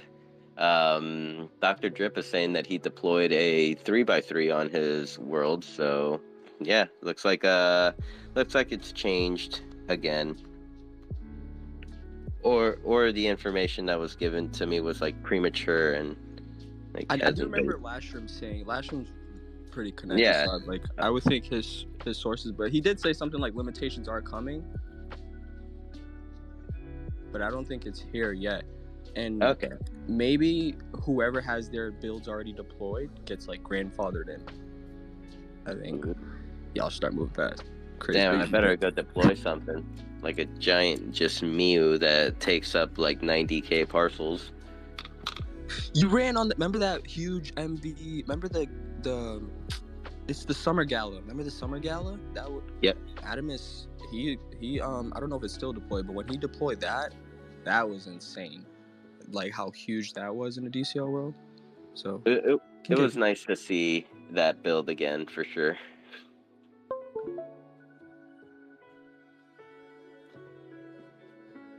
Oh, hello, you Mac. Oh my God! Thank you guys Hello, for being everybody. Good morning. here. I see we're up to 17 viewers on just, Twitch. Oh my God, guys! pulling Thank you talking so about much for Walkmans, coming in, I was supporting. just looking at my It actually wearables brings a big today, smile to me and to I have see a this number, question, because or usually something I need to know. usually the number for us If- here if- is like for your a guys' wearables, do you like change the 6 price according people, to and like before that 3. how We've the been mana growing. Oh my God! fluctuates, the I'm price of mana cheesing so hard. fluctuates? Because I know it's not cool to like have it set at one price and some people buy it, and then later down the line some creators would, they don't do it much anymore. Nobody does it anymore because it's not ethical, I guess. But right now, I mean, do you change it according to the price of mana? I've been, rugged so many times, Mac, because like last year, I would try to. Well, I'm gonna say I tried to support creators, but really I was just buying way too many wearables. Let's just be honest. And so a lot of times I'd be like the first person to buy it, and then they'd like a couple times. I mean, I bought like something for 50 mana, and then the next day it was 5 mana, and so like I think that kind of price changing is not good. But yeah, like right now, if it's 500 mana to publish something, like 500 mana to publish an emote or a wearable, you have to like change your price, because if for like my my emotes that I haven't changed the price, they're like 10 mana, but I'm not gonna make my money back at this point. Like if I compare, like if I publish it at that much, so it's not working, definitely. Like I don't know what the fix, but it's not working. Yeah, because I mean, if you look through the sales, it'll say like 50 mana and then go down to 25, but it doesn't mean like it could have been I don't know what I'm trying to say. Like it could have been higher. I guess I just need to adjust mine to what the price was back in, when did I even, sometime in August 2021. I mean, I haven't really kept up with it or looked at all the sales or anything. So here's an idea. Maybe like for like, and this could work for like maybe even creators in the future. Like as the price of mana like fluctuates up and down, in the description, maybe you could like add something that says this wearable will be priced at $5 US, like even. So then it'll be kind of fair that for you to like, let's say once a week, change the price of your wearable to match the mana price of $5. Yeah, that's a good idea. Just so everybody knows. Boom. So it's right there, USD or whatever. And then you go ahead and just every once in a while, when there's a huge change in the mana price, go ahead and update it. Mm-hmm. Yeah, at least like with adding that disclaimer at least to the description, I feel like it'll make the people that kind of like will come back and be like, hey, I paid 50 mana for this, but now it's 25. Well, the price of mana has gone up or whatever. Yeah, because that's not cool. When, like Kanessa said, you're the first to buy something, and then it's like, wait, what the hell? Why'd it go down? Mm-hmm. But in the markets, I always like to say that like it's better to make your prices go up, but never down. Like that way, like rewards your early adopters. I'm gonna go ahead. Oh Vanessa. yeah, because like that made me stop buying from people. I mean, it legit made me stop buying from all creators, because I was like, no, like it happens so frequently that I'm like, nope, I'm not gonna spend as much. And so I mean, we will have to educate new creators, but then also people trying to buy wearables on the market. Like Fancy does a good job explaining on their page why they don't take deals, because a lot of the things that they bought, like they might have spent 100 mana on a hat last Christmas, and now somebody's trying to offer them 90 mana, but it's like 100 mana last December was, I don't know, that $350, $400, and now that would be like $35. So there's a lot of education here that, like, with, and it's not just wearables, but like a marketplace of anywhere that is tied to a cryptocurrency that's going to have like normal fluctuations in the market. Like, are we pegging it to the US dollar? Or are we going to use crypto? Because so it's really actually like bigger than DCL. It's everything, like our society. If we're trying to move to Bitcoin or Ethereum or actually digital assets, I don't know. We got to figure it out everywhere, not just here. Zesty, you've got your hand up? Yeah, so the idea of kind of pegging wearables to a certain fiat amount, but denominating in mana, that's actually yet another idea for the idea bags post that I need to write. I have a bunch of shit swirling around in my head about general DCL marketplace reform. I see a lot of improvement. A lot of room for improvement, and that has nothing to do with Drawfo, even though like that's a big chunk of it. Like, just the creators need more controls. You have the people who are just, you know, they're of the one mana is one mana mindset, and they don't care, and they'll have, you know, every X number of sales, they'll increase the price by Y amount of mana. Why the fuck do they have to do that manually? Why is there not an automated way for them to just set that, forget it, turn their fucking brain off, and walk away and collect mana? Like, that should be a thing. That's just one idea. And I look at the market, and it's just there's so much room for improvement. Let's be the change.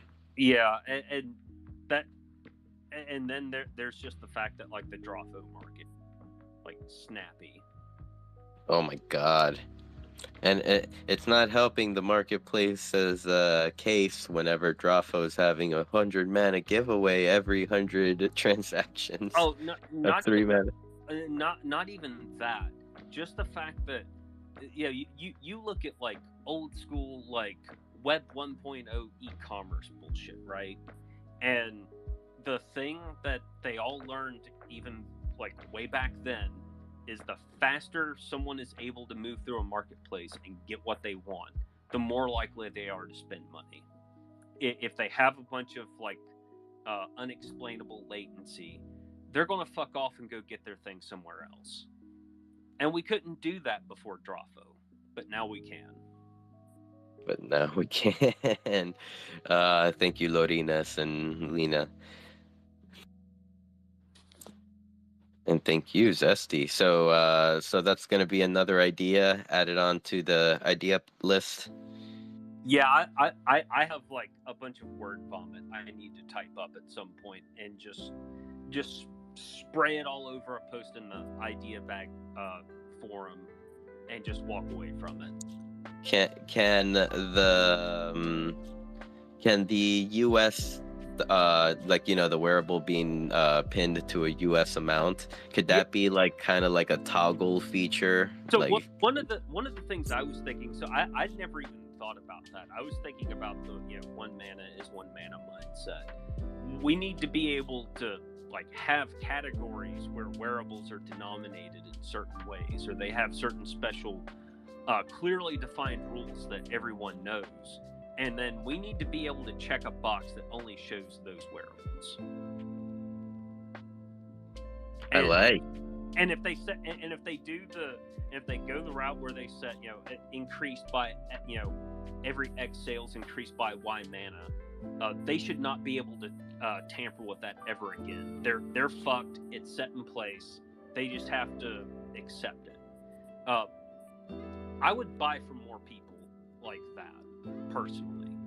because I've gotten a couple of those rug jobs like Knessel was talking about, where they'll sell something for one price and then slash it because of a lack of confidence in themselves, or because they did a shit tier job of pricing it in the first place. They didn't understand the market. And there's one creator I can think of in particular. They'll price something, and they haven't published anything in a while, but they'll price something and then it doesn't sell, except maybe one or two, and then they just knock the price way down, and then they sell out, and it's like, oh well, you should have been somewhere in the middle just for price discovery reasons. But I'm not fucking tracking someone down on Discord just to explain like that. They can figure it out, or like go broke trying. Okay, so there is that, like the person that unwillingly does that, but then there's like on the other side, there's the people that actually willingly do that. Like for example, I think this guy's name was like Afro Apes. One time, me and Stoic jump into Genesis Plaza, and we see this dude wearing a marijuana man, or not marijuana man. It was like a joint man, skin, and we were like, "Yo, that's fucking dope. Post that on the market. How much is it gonna be?" He's like, "It's gonna be 15 mana." I'm like, "Fuck it, let's go." So me and Stoic fucking buy this thing. And then like literally an hour after, like we tell him, hey, list it on the market right now, and you have a few sales already lined up. And he's like, cool. He publishes it, we buy it. An hour later, the price of this skin got slashed down to like 3 mana. Yeah.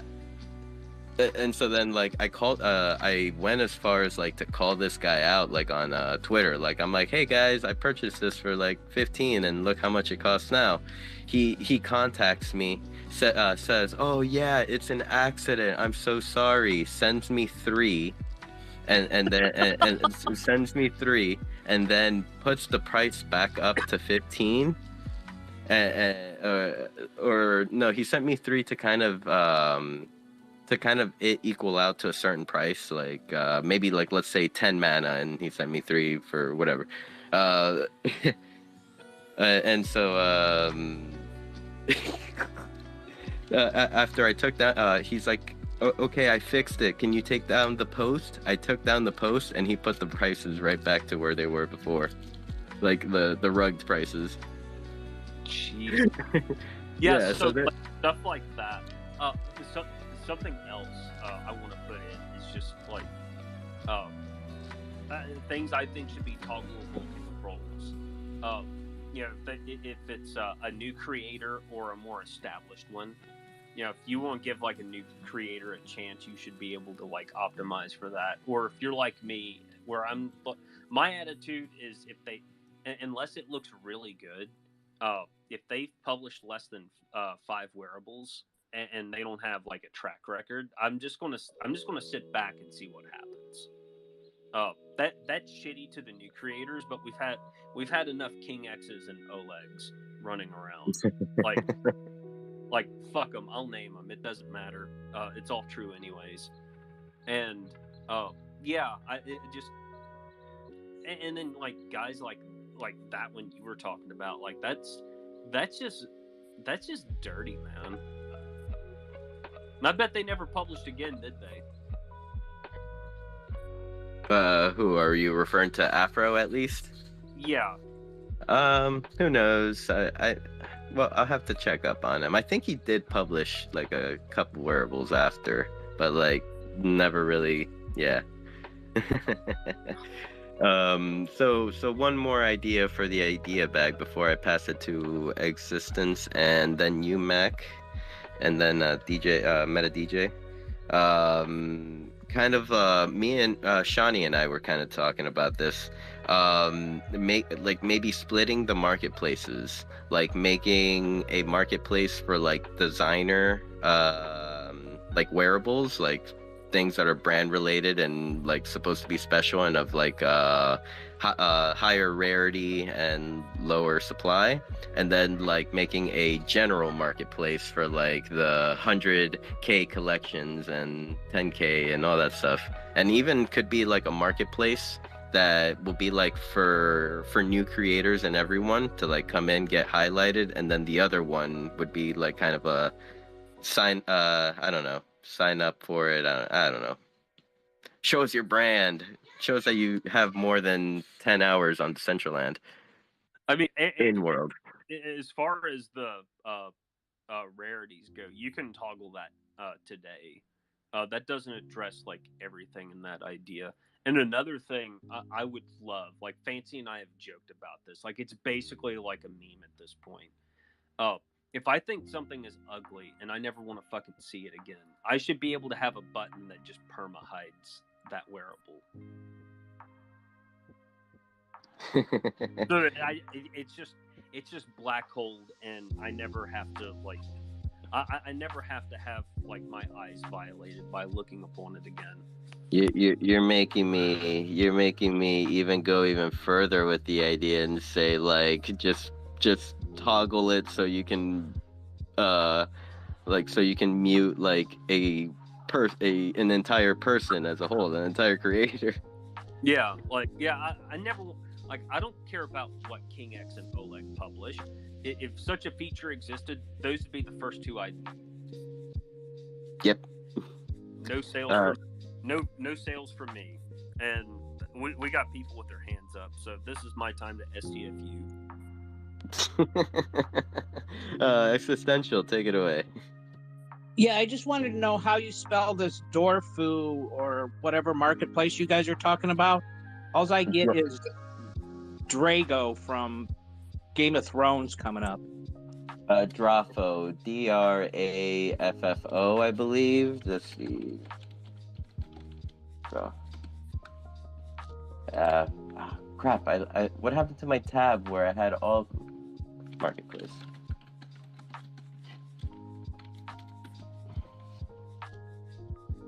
I wonder if it means something.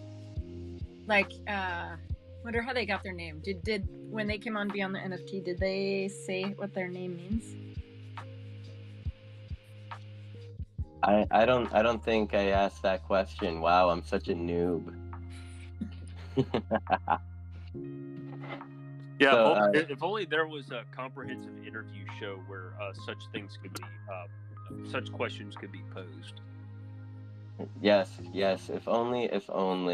Another one for the idea bag.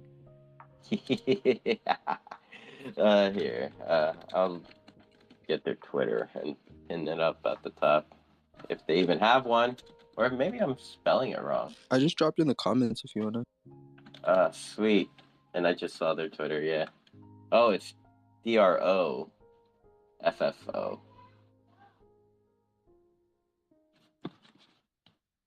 Thank you, Alpha. And UMAC, take it away. Hey, thanks. Zesty, are you talking about all those ugly Christmas sweaters? Was that you who tweeted that? Yeah, I was the one who had the hot take on the Christmas sweaters, but ugly Christmas sweaters aside, there is a bunch of ugly shit that I would just rather never look at again when I search. Yeah, there's some questionable stuff out there. I have another question. I'm gonna be publishing a wearable today. It's a giveaway at our the Impact New Year's Eve event that's coming up on the 31st with Altcoin Radio Impact. Simple. We're very own Simple, right? Yep. Parcel parties, we got Grizz and Scramps. So if it's on the events page, so hopefully everybody swings by. But I'm going to be publishing the wearable. I think I'm going to do 100. And I just want to do it. We're just doing it as a giveaway. So I guess I would just set the price at like 1 million mana, just something that so nobody buys it, right? I mean, what do you guys think? I don't think you even have to set a price if it's for a giveaway, or do you?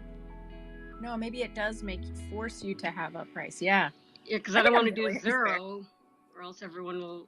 I want to give it out to people who are at the event. I think we'll do like tweet a screenshot of yourself. Yeah, you don't have. So my understanding is you don't have to like publish it with a price. Now I did manage to arb one of the Holy Ones rave skins back during just before the festival.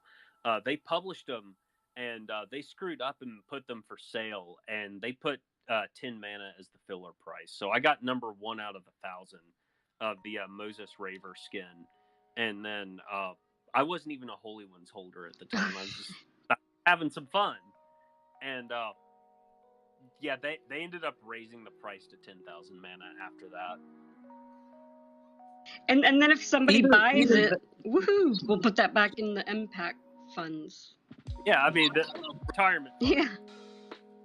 You could mint just one of them for the marketplace, couldn't you? That way, or no? I don't know, or maybe I could mint. I haven't done it in a while. But You maybe meant- mint them or all to mint- my wallet, I guess. You mint them all. Okay. You mint them all. Yeah. So they're all You- in my wallet then. You just choose the price, but you don't have to put it for sale. Like there's a ton of stuff from Fashion Week that was never put up for sale because I wanted to buy it. But yeah, you can. I think it does ask you to put a price Holy in shit. when you're going to 19 publish it. people. Hello, But everyone. it never goes to market until you click Thank that you little for being button here. that I'm says fucking ready to cheesing. publish, What's and it'll up, say, like, Peter are you ready to put this Parker? on the market? So nice to see So I you, don't brother. think you need to worry about it. Don't click that button though unless you're ready to sell it. But if you minted them out, that'd be a lot of work. Then you'd have to manually send those. If you minted out 100, you'd have to send them from your wallet. Now, if you put a price on there, like maybe somebody would pay 500 mana or 1,000 mana to have like the first one from the set and to have it early. I could see people doing that, depending on what it looks like. And I was wondering, because I kind of was thinking, well, our New Year's event isn't going to be as crazy as last year, where Mitchie Todd, designed we sold a lot of those New Year's Eve hats, and then the money went to the Touring Trust, and then we generated enough mana to provide like over 2,000 computers and laptops to some different countries in Africa, which was awesome. This year, it's not going to be that extensive. It's just going to be, altcoins getting back into building, and we're just going to have fun. And we got a lot of the members of the community, a lot of the musicians like Cromulon, Mystic Maker, Billy T. Coin. We have builders, like awesome stuff. I can't wait till you guys see it from Mana D and Dr. Drip, Hayabusa. It's just, the whole team is just awesome. I can't wait for it, because it's been a long time since I worked, since Altcoin, or aka Gene Simmons, aka Dom, have worked together on something, and I'm really excited about it. So I was thinking, if I set a price like I don't know, 500 mana, and anybody did end up purchasing it, that could go back into the fund for impact, because it is like charity for charities, like a Web3 charity project. But I don't know if that would be ethical. Maybe just do it solely for giveaways, and I'm planning on just manually distributing whoever tweets screenshots with their address. So I think UMAC, anything's ethical if you're just transparent about it. Be like, hey, these are coming out New Year's Eve if you want yours early, and knowing that this will go towards, the nonprofit, here's the price. I mean, somebody might be like, yeah, cool, it's worth that much to have it early, and I just need to donate something at the end of the year because it's Christmas, and it's either I'm gonna like donate to the children's charity or this one. So people might do it. Because it's not necessarily, we're not necessarily going to be donating anything this year. We just have a small budget from Impact, and then it would just go back to pay back that budget, kind of, I guess. But that's not what I'm. That's not my intent. Like the budget's there, and yeah, I guess I'll just set it at like 500 mana. I think I make things so more difficult than they need to be. I mean, You're also limited. Oh, sorry. You're also limited though on how much you can put in the description. That's part of the problem too. Yeah, that's true. That's true. And I guess I could tweet it out, or I have to think about it. I gotta get it. Do you guys know like what's the timeline on getting wearables approved these days, especially with the holidays? I think it's going to depend on the wearable, depending on, like if it's something that's going to need a bunch of edits. But I believe it's a pretty fast turnaround. We were just talking about that at the beginning. Okay, cool. Hey, Zesty, another idea for the idea bucket. Give us more characters in the description. And I'll pass it over to Meta DJ. What's up, man? You've been very, very patient with your hand up. I hope it doesn't hurt. All good. Like I tell everyone, I'm just stretching.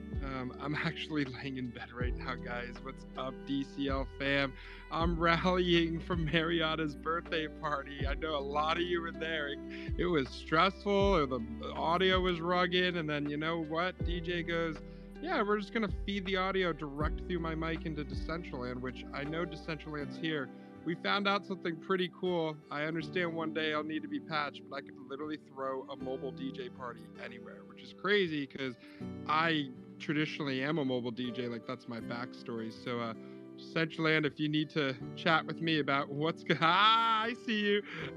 Yeah, we could definitely sort it out, but let me go for like a few more days. Like, it's super fun. I'm going to bring some, I'm going to inject Christmas music and be like a Christmas parade. If you guys want to join me, let's organize a little community-driven Christmas parade, and I'll play some Christmas carols for DCL. So anyway, we'll stop at Baby Dolls at the end and celebrate their anniversary party. Let's go! All right, enough of that. I need to add to the idea bucket, guys. Especially because I know DCL's here. So stop me at any point if this exists. Do not stop me though if you think it can't work, because I'm sure we can figure out a way. Let me go to my notepad. I was writing this while we were chatting. So, can you still hear me so far? I just want to make sure I switch tabs. Yes, sir. Freaking, you're pulling out your handy dandy notebook. God, I watched too much Dora growing up. Fuck. From the metaverse, I'm whipping out my meta book. All right. So one of the biggest challenges I've been, thinking about is like, as a DJ, as an entertainer, as someone that's like bringing vibes into these really cool spaces and kind of like perfectly creating synergy for the utility that exists. I was really thinking about how can we monetize? Like, how can we utilize this amazing token mana to be able to fund our initiatives, be able to create a living, be able to do all those things? Because one of the biggest challenges is that we have wearables, but I still think as much as wearables are amazing, there's still a barrier for quickly making that exchange take place, where it's like, not saying the marketplace isn't easy, I'm just saying like that's currently the only value exchange, and some people don't want to buy wearables. They don't, or maybe they're not ready or all that. So what I was thinking is, what if we could token gate events with mana? And what I mean is something as simple as like when I enter a venue, there's a portal or there's like a button that you have to click on. And when you click on that, okay, it actually pops up. And if you have mana in your wallet, you can literally do the exchange. When I mean like token gate, I mean like 5 USD worth of mana, like nothing crazy, okay? But what we could do is, let's say someone doesn't have mana and they're literally on Decentraland for the first time. They don't even know how to swap out a mana, even though I'd wonder, how did they get the mana? But they could have gotten it off just a fiat on-ramp exchange, right? And then sent to the wallet. So for them, they would not know that dexes exist. But what if we had an in-game dex, whether it was developed by Decentraland or it's ported from like Uniswap or another dex, where ETH or USDC can be swapped into mana on the fly? Yeah, there's a transaction exchange, so it would be more worthwhile to have the mana in your wallet. But essentially what you could do is all in game. I'm not tabbing out at all. I'm signing transactions via the blockchain right there. Now I can actually pay to enter events. But wait, there's more. Someone will be like, well, why do I have to pay $5 cover? Which, first of all, really? But, think about it. We could also, on like the prompt, it goes, hey, like $5 to enter for all the fun vibes, all this. Here's our distribution metrics. 50% goes to the landowner, 25% goes to the entertainment tonight, and 25% gets re-injected A into the community or B into some type of DAO philanthropic initiative that we're raising money for.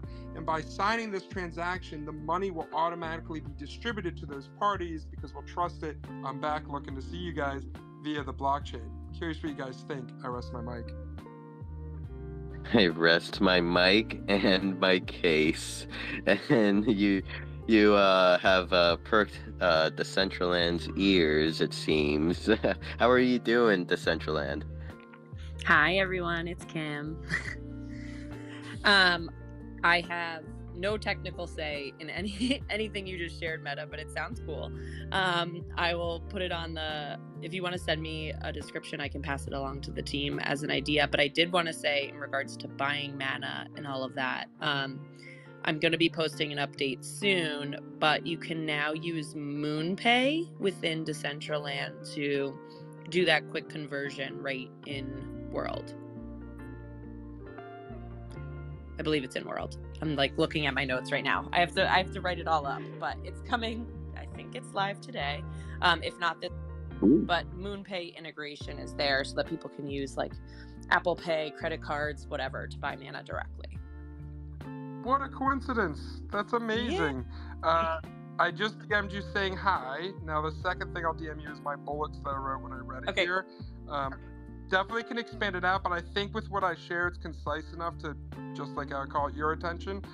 And if they're interested, happy to write up a proposal to like just help things move along. Really the reason why I'm doing this is like, and you guys know, like Meta DJ is an idea, not a person. I'm here to inspire, to help you, to help me, to help you, to help me, right? So like we just need to find more ways to create an economy in this world so that we all can literally live in it if we so desire. And especially just think about when I know virtual reality is on the roadmap. I mean, once we get more and more immersed with this and the wearables, right? Like we just need to create less friction because like when I go on all the mainstream spaces, I'm day by day adopting more and more people to join us. I went on a metaverse date recently and now Danko, this is clearly a yes. Stuff, like, so cool, right? This is a 100% yes. The concerns are, and I'll voice this because these are all leaders here of Decentraland right now that I see, including Decentraland itself, is the issue are obviously the technical issues. We're getting through that, right? It's a big, ambitious project. I have no concerns that over time we'll crash less, computers will get better, things will get better. But then the other issues is why should I spend time in there? Is it fun? And the answer is yes. We have DJs, artists, creators, and all that. So we need to get them back in. It's been a little while. B, they go, well, if I'm investing so much time in it, why is it worthwhile to me? When there's other metaverses where I can earn money. And, you tell them about mana, but they're like, what can I use the mana for? Wearables, yes. But if you're one of the big questions I had on the space, anything but, which is a huge space with tens of thousands of followers, people, influencers, and all that are very interested but concerned and guarded. They're like, well, how can I build a business model on it? And that's where this idea came from is we need to make mana be used as like truly an economy where I'm exchanging value for value. And it's not just wearables. It's not just land. Now it's actually services within the metaverse. And then, in my opinion, we can truly declare ourselves in a metaverse that is bridged crypto and NFTs to be able to give us utility in a digital reality. Can I just respond to that quickly? Do it. I would say just on a bigger ecosystem question, I don't know if everyone saw, but we just announced yesterday, what day is it? The other day, that mana can now be used on Big Time Studios gaming platform.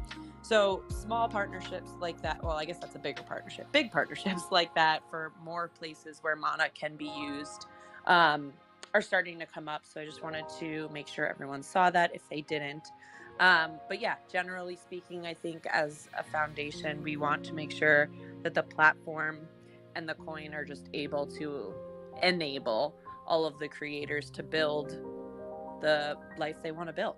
And so all ideas regarding how we can do that obviously can go through the DAO, and happy to keep those conversations open. But just wanted to let people know about the 2 mana things, because usually as a foundation, we don't generally talk much about mana and more about the experience. But MoonPay and Big Time Studios are both announcements this week.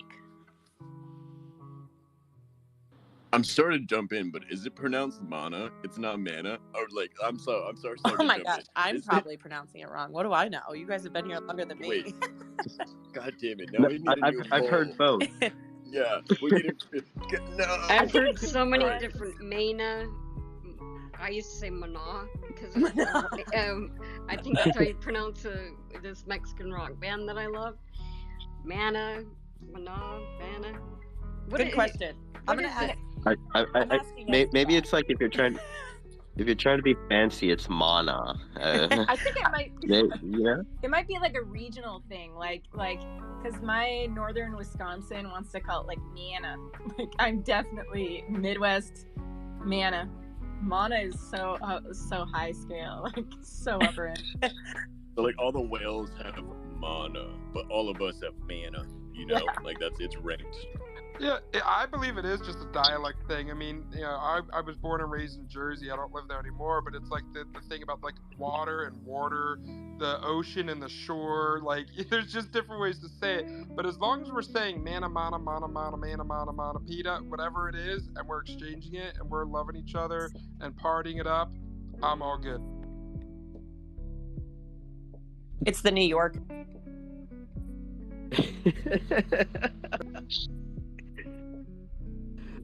Okay, so there's like so many hands up at the moment. I did not keep track. Canessa, have you been keeping track? Oh yeah, I've been keeping such good track. Well, I see Specimen raising his hand. I apologize if we're out of order. Specimen's like raising his hand and then putting it down and raising it again. So I'm gonna go with Specimen because it looks urgent. It's like a pick me. Yes. Mana.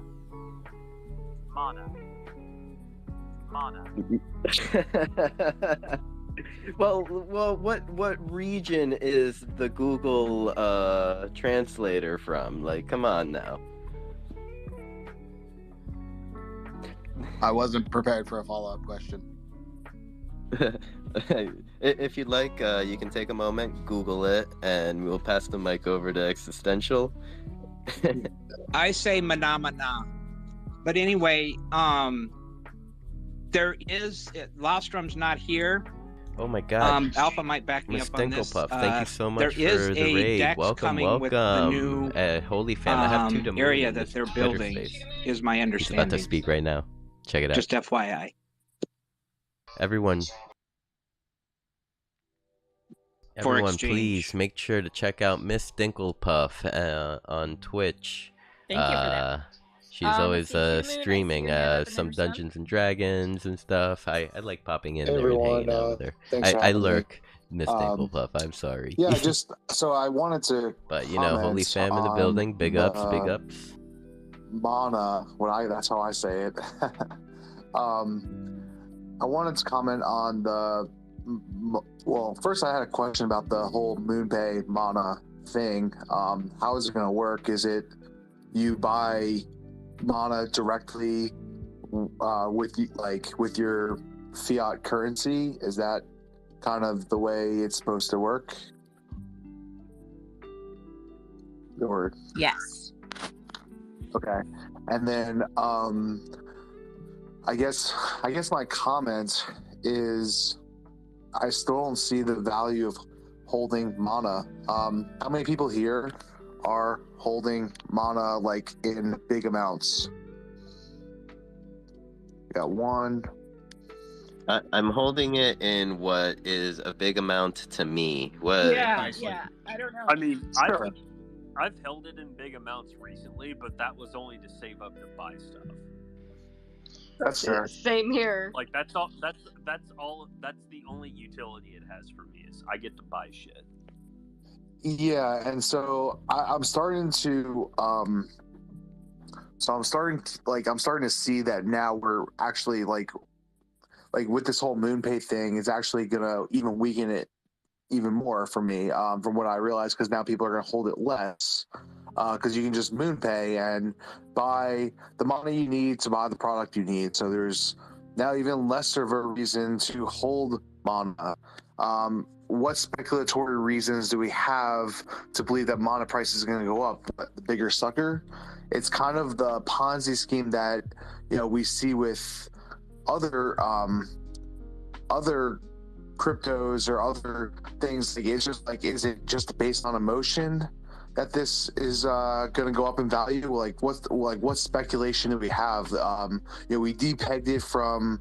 Well, we're planning on depegging it from the names. We're planning on depegging it from basically everything. So there's no point. You can't. The only thing is the only use case right now is to purchase Mana so you can purchase something else. So to me, speculating on. There's no speculation. There's nothing that's going to drive the price up.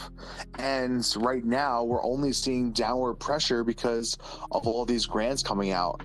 Soon enough, it doesn't matter how much the DAO or the vesting contract has with Mana, it's going to be worthless. And when it's worthless, it's not like they're just going to be holding the bags thinking they have 10 more years in their vesting contract, but they don't. We have to add value to it, and that's what I'm trying to tell you. This is a critical thing. This is the heart of Decentraland. I don't think Decentraland is going anywhere, but when it comes to Mana, if we want to use Mana, then it is the heart of Decentraland. Like, it's the heart of the DAO. It's not really the heart of Decentraland. People can still build without the DAO, but it's the heart of the DAO's funding, including the foundation's funding. So there needs to be some kind of this is a critical it's a critical thing. Like, I don't think people are realizing how critical this is, and maybe they can sell it to the bigger sucker out there, which this next bull run there might be a bigger sucker, but at the same time fundamentally we need something more than just what it is now, because this whole MoonPay thing, that's going to make me what's the point in even holding Mana anymore? I could just MoonPay now. I can just MoonPay, buy the amount I need, and buy the product I need. There's no point in holding Mana. And like I said, this downward pressure with all these grants coming out, I think people are not realizing, we have this much Mana, but at the same time, as the price depreciates, so does the amount that the DAO holds, and everything. So I just want to mention that, and it's a critical to our infrastructure, and people are just overlooking it like it's not a big deal, but I don't know. I think this MoonPay thing, which it's going to happen inevitably, but I've been pointing it out, and I was told by Esteban, in specific indirect messages, that I don't know what I'm talking about because I don't know my P's and Q's when it comes to economics. But I wrote it down on him on a graph. I showed him in many different ways, and he still doesn't seem to think that Mana is going to go anywhere in price value. So I'm just like, I'm really getting tired of all these people who hold the power and think that their power doesn't mean anything, and I'm personally getting discouraged from being in Decentraland, because at this point in time, they want people. They're like, it's decentralized. New ideas, bring your ideas to the table. But they don't want to hear your ideas. They only want to hear your ideas if your ideas match their ideas. And I'm just tired of it. So, with that being said, I thank everybody for being here, and thank you, Sinful Canessa, for having me. I'm not trying to be negative. I just wanted to share my feelings. So thank you all. Thank you, Tuda, and thank you for coming up. At least this can be a place for you to share your feelings, since when To the Moon unbanned on the DAO Discord. Like, what the fuck, guys? Anyway, okay, so I see that we have someone requesting up to speak. It could be a troll, for one. It is the person that has been putting negative comments all over our nice little comment board. But if how are you guys feeling? Would you guys want to debate this person? Like, see what they have to say, and who knows? Hey, Simful, real quick, I gotta go in 2 minutes. Is there any way I could share my 30-second response to what was just said? I think you guys will really value it. Go for it. Yep. All right, I think there's a really misconception on the purpose of mana, guys. Mana is a currency, not an asset. It does appreciate in value right now because it's very early, but eventually that currency will stabilize. And like we said, the One Mana initiative, right? The US dollar, we don't hold the US dollar as an investment. We use it to spend. Okay, so we can swap that currency real quick. I don't have any interest in holding mana. I have interested in holding land, NFTs, wearables. Those are the digital assets that will appreciate. The currency is just fluctuating a lot because we're in a volatile market, but it's the currency. I'd rather have assets that will appreciate, that have utility. Mana's utility is to be able to utilize the ecosystem. And the reason why we need it is controlled by the DAO and the people to be able to give it utility to enable us to do what we want to do. So I could care less what the value of mana is, and I'm more interested in what we're doing to build this ecosystem. I rest my mic. Thank you. All right, let's see. We do have our new friend up here. Can't quite pronounce it, so I'm gonna call you Wester. Is that okay? Welcome. All right, guys. Hi. Hi, welcome. Yeah, guys. Explain me one thing. You remember 2021 and the beginning of 2022, mana was for about $5. Have a look at the project Lisk, who was dead that years, from 2019 to 2022, and now he recovered 40% back. Why mana keep going down? Explain me this, and explain this to my Polish friends. Okay, so one aspect that could make mana go down, well, to start off with, we're in a bear market. There's like no money cycling into crypto at the moment. Another thing that makes our mana price fluctuate is the fact that our DAO is the biggest mana dump, one of the biggest mana dumpers out there. So whenever vesting contracts are being created and being swapped over to DAI, we are personally dumping our own shit. Yeah, because I really worry. I put a lot of money on mana. My brother as well. He asked me, "Do you still believe that project?" I keep saying yes, but at the moment I feel like I just put my money down, and this money gonna be lost. Like Solana. You see the Solana goes down as well, a lot. Well, we'll see the 2023. I know we got the halving like Bitcoin and the things like that. We'll see. I still believe 2023 will be a better year. Let's have a look. Yeah? It all depends, man. Because like, okay, when we're talking about Decentraland here, like this is like a Web3 social networking platform in a way. Like creators use this platform to show their art, to musicians come to show their work, make performances, perform at shows. So there's like an ecosystem within like this, within like using mana as its currency. As like creatives, a lot of us we're not looking at the monetary aspect or the value of mana, but we just want to create and show people and network and meet people. Mm-hmm. Sylvester. So like go ahead. Oh no, sorry. Go ahead and finish. No, you go. I'm gonna tell you guys. I still believe that project. I'm still gonna put some money in, and we'll see. Well, it's just a game. Sylvester. Anyway, my question is, good luck for all of you. Sylvester, do you come into Decentraland, or are you looking at it from like, is this a coin that you've purchased as like an investment, or are you like participating? Exactly like that. Okay. Exactly as an investment. Okay. Have you been in World? Like, have you spent much time in Decentraland? To be honest, I tried twice on the quite good PC, and what can I say? My just son sitting right next to me playing GTA, and when I show him that graphic over there, he just said, "Dad, what are you talking about?" And I said, "Well, it looks like it looks." So you see my answer why I just invest money just to make some money.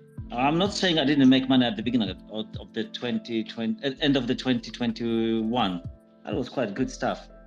But you know, I don't know what's going on. Why we go so down? I'm not talking about a little bit down. I'm telling you, we went like 90% down. It's a lot. And it is a lot. People really worry about what's going to happen.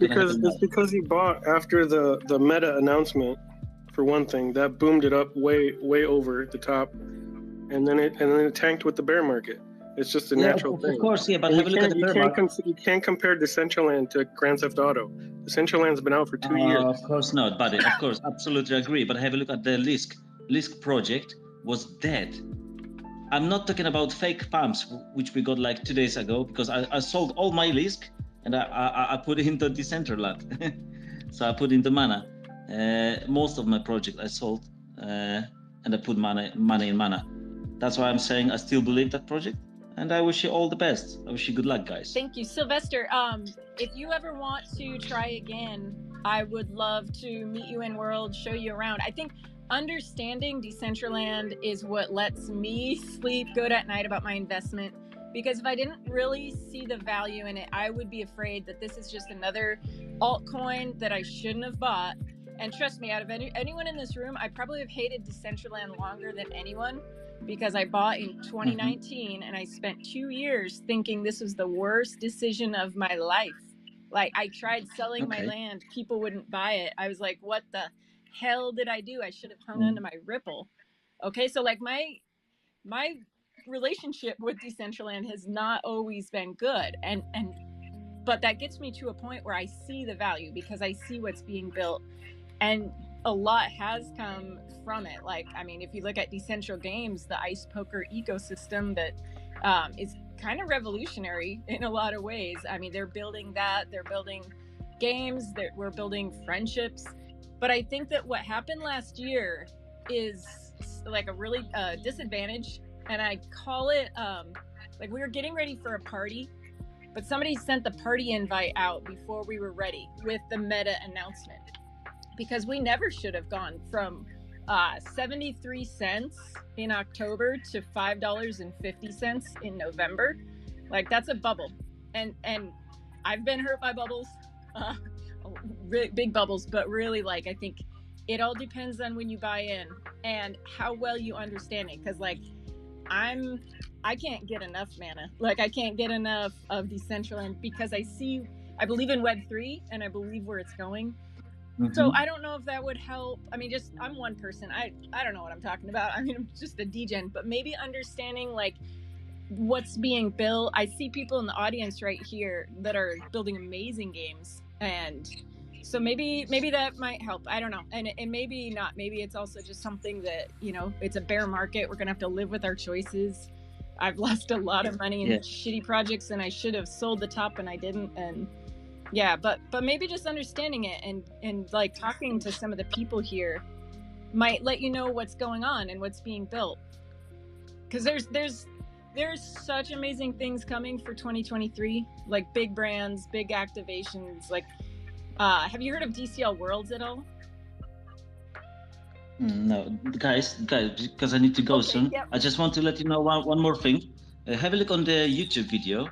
There's a guy, Crypto with James. He just say why not to buy Mana, why Decentraland is a terrible crypto coin. I was quite disappointed when I see this video. I think maybe you see already, maybe you should see. This is quite interesting thing. Maybe we should do something like some comments and put the negative way why we should buy the mana, have a look on that video. The name is Why Decentraland.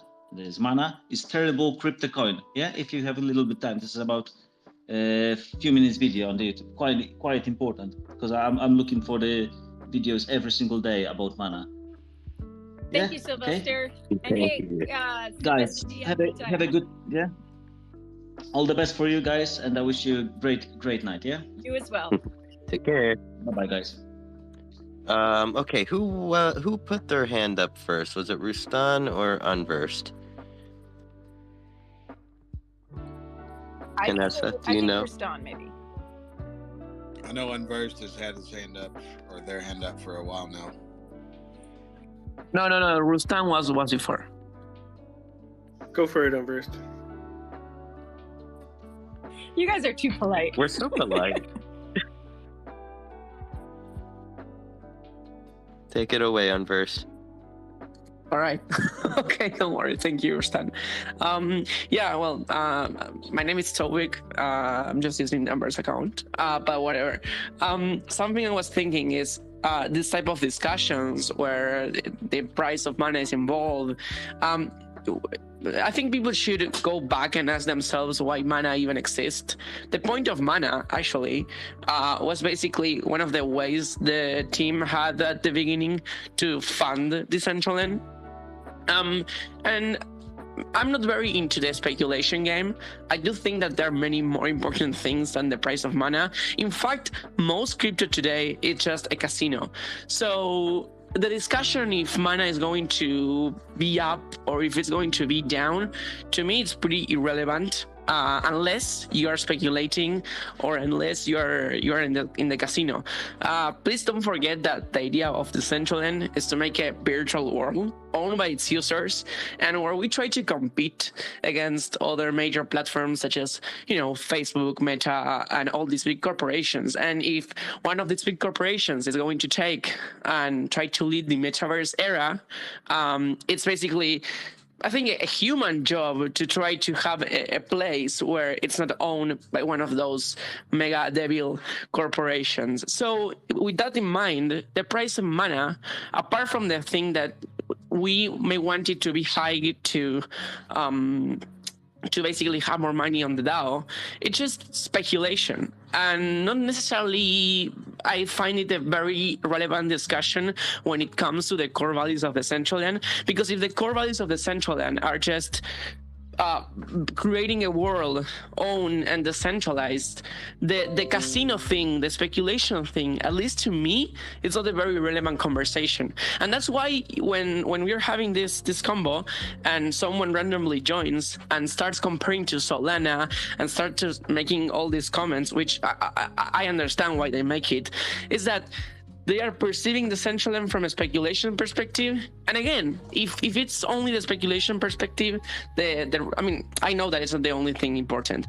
But if we really put too much energy into the speculation energy, it's like we are losing the original path, which is basically trying to make a self-owned governed platform. So I don't think it's bad to discuss speculation. Some people do like to discuss about those topics, but I don't necessarily think they add too much value to the Decentraland. I think it's just the same crypto wheel, crypto casino, which may be good, especially if we need money on the DAO to fund different things, but I don't think it's a priority. I mean, at least to me. Well said, Tobek. I wish I could speak half as well as you do. I totally agree. I don't know. I just constantly feel like I'm encouraging people to go explore and use. It's optimistic to me to see people complaining about the value of crypto right now in this bear market. It's optimistic to me because that probably means we're nearing a bottom, and so this is what we're going to hear when people get worried, so but I'm like what Meta DJ brought up about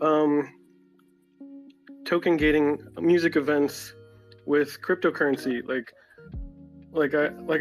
encourage people to explore. Sugar Club is doing this right now. You can either buy their VIP wearable or you can buy a ticket with mana to enter the club, to enter the VIP area of a club to hear music. These things are happening. The DCL World's limitations are currently 200 megabytes, and it's open to, I believe, at least 3x3, but the limitations are coming. Everyone in here who has a name can go explore that right now. Go do that. Go put your stuff out there. Instead of like wondering how it all works, go do it and figure it out. You know, right now my DCL name Body Paint is open for you to explore. I hope most of you got the free wearable that I put there. Yesterday I had to shut it down because someone actually went and like made something like 30 wallets to get the wearable, so I shut it down temporarily. Right now it's open, so if you didn't get it, go soon, check it out, explore DCL Worlds. Right now the Cove exists as I had built it before as a 3x3. I'm curious to see when the limitations get put in. Will it be erased or will it stay until I deploy again? And I'm hoping it stays, and then I'll just leave it there permanently. But yeah, there was a bunch of things I wanted to respond to. I was riding on my motorcycle listening for like an hour, so I'm kind of catching up on all of it. But yeah, those are some of my thoughts. Like, please go explore, do the things that are right there at your fingertips. Don't worry about the cost of mana.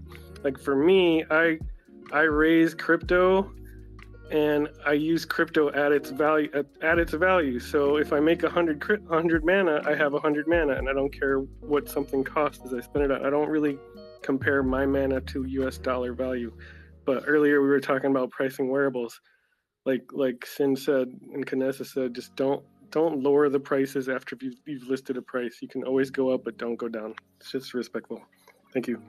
And just something else to add. I think speculation, while it brings good things, like we have all this money to use, it also brings this whole narrative where we are putting too much energy into crypto. I understand, but I mean, if you join the crypto market, you know that you're joining a casino. You are joining a Ponzi thing. I mean, this is not stocks.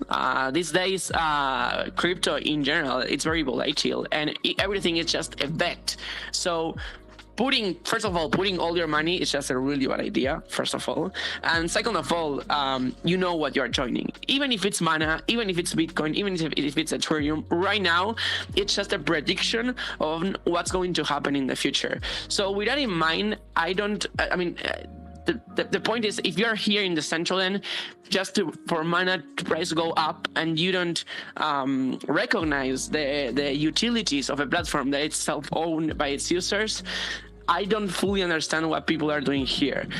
With this in mind, of course, you can have any discussion you want. You can have multiple discussions, but I do think the priority here is to make people create content, to make people develop better things, more reasons for people to join here, and to try to win the race against other companies, not other like corporations like Facebook. I think that's what it matters, and that's even like way more valuable if you appreciate the human evolution than the price of mana. It's way more valuable to have a platform that's cell phone. That's to me like the priority. Yes, and also remember that the mainstream has a short-term memory, and so as soon as Meta puts out another positive press release, mana's going to skyrocket again, you know, in whatever way, and all the FUD that's been put out there is going to be forgotten. Right now we're being hit with FUD after FUD after FUD, whether it's FTX or whatever, you know, and that's just going to keep bringing prices down. But if you don't really care that much about those prices, like I don't, I care about creating cool things and making fun, and I'm holding a lot of mana. Like, I'm one of the people that are holding a lot of mana for the next big positive press release. Me too.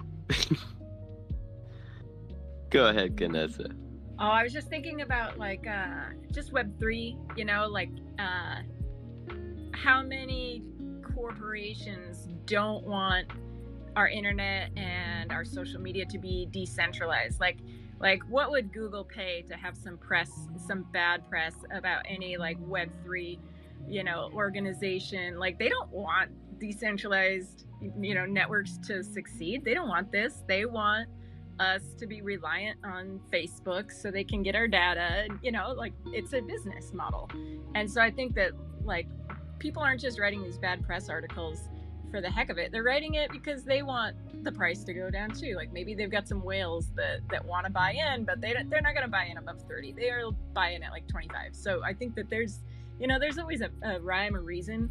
But if you learn about the space and you think about the implications of having a three-dimensional internet, my mind is blown. Sometimes, every day, I'm so glad that I'm in this world. We're at the forefront, and that's, like I've said before, when you're writing the book, sometimes you have to use your own blood, and that's where we're at. But damn, fucking building stuff all the time, seeing regular people learn how to build. I don't know. There's nowhere else I'd rather be. Specimen, you got your hand up? I do? Question mark? Yep. Totally had my hand up. Hello, everybody. If you don't know me, I'm Specimen 13, otherwise known as 13 in world. Hello. Hope y'all are having a fantastic damn day. If you have any questions, if you're sitting down there in the bottom, come up, talk to us. What else? I'm about to share something in the box up there, actually. There are a couple of new proposals out right now on the DAO for new DAO committee members. And we may or may not have a couple candidates in this room. And I've got a post coming in the box here in just a second. Before you know it, some of us start receiving some political campaign funds, and then we have them up, and then they'll be like, I will do what's best for Decentraland. I will take down the whales. And then all of us are like, ah, I'm doing the part. Hey, can I say one more thing? Go for it. Can I? Yeah. Oh, thank you. No, just wanted to announce that in the next days, I will announce the CL Awards. And basically, it's a whole event that's going to take place at Golfcraft, where we will make an awards for the Decentraland community, and it's pretty cool. So if you want to check it out, once we release it, in just a few days, we will release it, and it's going to be pretty cool. People will be able to nominate people and nominate even judges for each category. So basically that. Cool. That sounds pretty dope, right?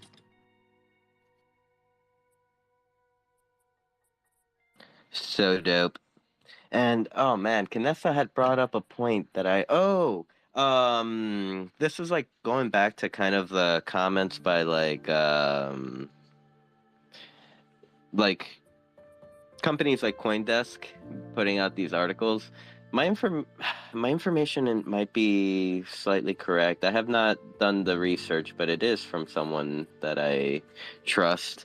I thought someone mentioned to me that someone higher up in CoinDesk is also a somewhat big investor in Decentraland.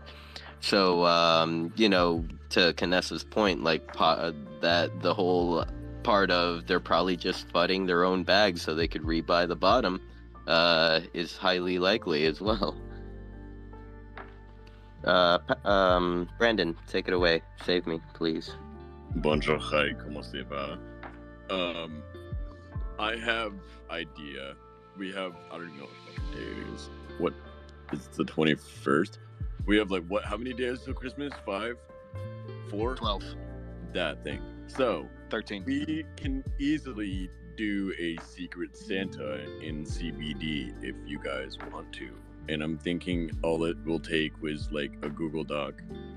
Unless someone is already doing a Secret Santa in Decentraland and push this somewhere. I think their name is Brandon. Yeah, I saw Brandon is the guy in charge. Yeah.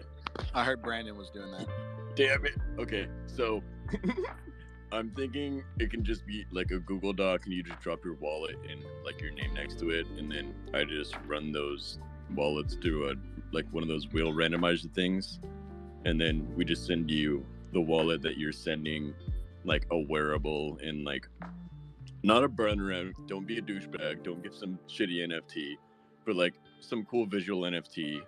Hello, and yeah. So that was my first thing. CBD Decentraland, like Secret Santa type thing, within the next few days. Two, I think Decentraland needs lore and factions. Like we have like a gaming faction and like whatever.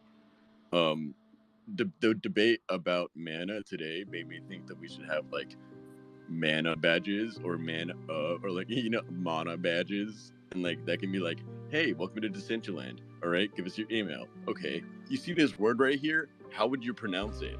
And like everyone gets switched up into sections right there. You're from the Mana clan. I'm from the Man clan. We just assign colors and boom, then you have lore right there. No, I mean, the only difference is that like the pinky is up on one side. Sorry, Rustan. Go ahead. I think it is mana, but I say mana. So it originates from Polynesian culture, and there's like 38 different dialects of the the Austinarian family or something close to that, and so it goes back a long ways. So we can have I actually did a body painting about mana like 5 years ago on 2 contestants from Survivor, and so they kept using the word mana. And I remember when I got into Decentraland, I was like, ooh, mana. So yeah, those are my 2 things. I'm gonna need some help with the Christmas thing, guys. So yeah. Also, normal spiel: if you create shit, hey, we want to see it.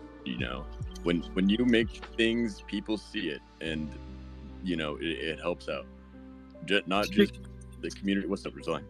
Speaking of which, if you haven't seen it, I have a free NFT mint on my Twitter for Christmas for everybody. Enjoy. Thank you, Rustan. I love my new Sawyer NFT. I'm in tears. It's a free peppermint. He. So, yeah, creators keep creating. If you're ever thirsty, damn, I'm thirsty right now. I'm gonna pour me up a bottle of nice Wisher vodka. Code Brandon10, 10% off of Wisher vodka. Beat vodka, love you, bye. Hard with the plug. Yes, Brandon 10, Wisher vodka. Make sure to get your beats on. And also still waiting on seeing what the sinful cocktail looks like. Like I've been hearing sweet, smoky, but I want to see the presentation. It's just a shot of Worcestershire sauce with like a spritz of vodka. With a spritz of vodka. Shouldn't it be the other way around? The vodka with a spritz of...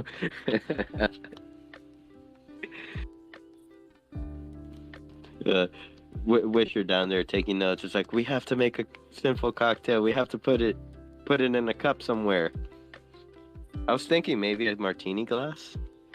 Gosh, Wisher. Pinky cup. Wisher needs to have a whole. Okay, here's an idea. $1 million idea, or maybe $10 idea. Wisher, make everybody a signature drink. Put it in like go to Goodwill, get all the fancy cups you can find, like special ones, and then curate it and make it look all fancy and pretty, and then sell it as an NFT. So then like Sinful could buy the NFT, the Wisher vodka, and it comes with the beautiful curated picture and also the recipe on it. And then eventually you put it into a cookbook, although it's not a cookbook, a drink book, I guess. Do that. And they need little footnotes of how they say mana. Yes, like I don't know what you'd put in the peanut butter drink, but I feel like there's a little bit of peanut butter, maybe some like Kahlua, Wisher, more Wisher. All right, How you you doing? got me out of the audience. I'm here. I'm here. Thank you. That was my whole point. No, that was great idea. That's awesome. Yeah, I think I'll definitely talk to the team, and I think that's something we could do. I mean, it's going to be cold this winter. I'll not a lot going on. I'll definitely whip up some custom cocktails and photograph them nicely for you guys. So I think that'd be fun. So yeah, if you're interested, maybe just shoot me a DM or something, and I'll see what I can come up with for you guys. So, but yeah, thanks for bringing up that idea, Kanessa. I think that's a fun community little activity that we can all partake in. So I'll get right on that. Oh my gosh, I want to like go hunt for like fancy decorative cups for you now and just send them to you. Like there's such cool ones out there. Yeah, I mean, you should see my cabinet. M-tastic is like loving going to, like, we have this like consignment shop right below our loft, and like we just always stop in on the way in after a walk, and we're like, what new cups do they have today? And all these like vintage ones that we have. The problem I have though is I'm running out of cupboard space as none of them stack, and I'm so annoyed that we have all these cups and I have to like hand wash some of them and not wash some of them in the washing machine. So it's just a pain in the ass. But yeah, no, I love custom cups like for the photography. I think they look awesome. Just a pain to store in your house. So but please send me anything you got, Kanessa. I'd love to take a look at your cup. And if you find one that matches your personality perfectly, I mean, maybe that becomes your NFT, yeah? Oh, that would be awesome. Whenever you're washing dishes, you're a wisher washer. True. I just wish I had some wisher in me while I'm washing dishes. So I'll try and have like a wisher wishing machine or something. I wish I didn't hear that, Brandon. Got me thinking. Can't have that. That's dangerous. Very. Thinking that I should use code 10Brandon to purchase my Wisher vodka case. Oh, also, I don't know if you guys saw, but we also have a community chat channel now in Decentraland. I think Dollhouse and Vroomway, a few others, but please join so we can hit you up and annoy you and chat with you during the day wherever you're at. But no, please join. I think we're going to try and do some fun things inside that chat channel. More to come. I think Peanut Butter said they're working on some cool functionalities with them. So just a PSA to everybody, those exist. Go join them, join your favorite communities, and I hope Wisher's one of them. Always. And thank you for actually bringing that up. Like I did not know that the community channels were up, so I'm gonna go check those out for sure. And there's just so much potential that like with that being implemented, like, you know, first step is community channels. Before you know it, you'll have like community voice chats, and then yeah, we won't need Discord anymore. I scheduled a tweet to go out later, but now I want to unschedule it and push it now so you guys can see it. Does anybody know how to like unschedule a tweet? No. I'm not cool Go enough where you to have schedule blue. it and hit the cancel button. Well, okay. I'll and if Google that's it. not true, then I have no idea. Because I don't know where it is anymore. I've learned how because I continuously make mistakes along the way. So the way I figured it out was you create you compose a new tweet, and then look at the bottom and find the little calendar icon, and that should bring up scheduled tweets. And then you click on that, and then it'll show you all your scheduled tweets, and then you can edit from there. Ooh, okay, bet. I'm gonna go check that out right now. Good I'll luck. let you guys know if I have it, and I'll pin it to the top. Yep. Thank you, Wisher. And Kim, you came up. Did you want to add something? No, I was just gonna help unschedule a tweet. Oh. Story of my life. Yeah. Personally, I'm an Android guy, so according to Elon, I'm not allowed to have Twitter Blue.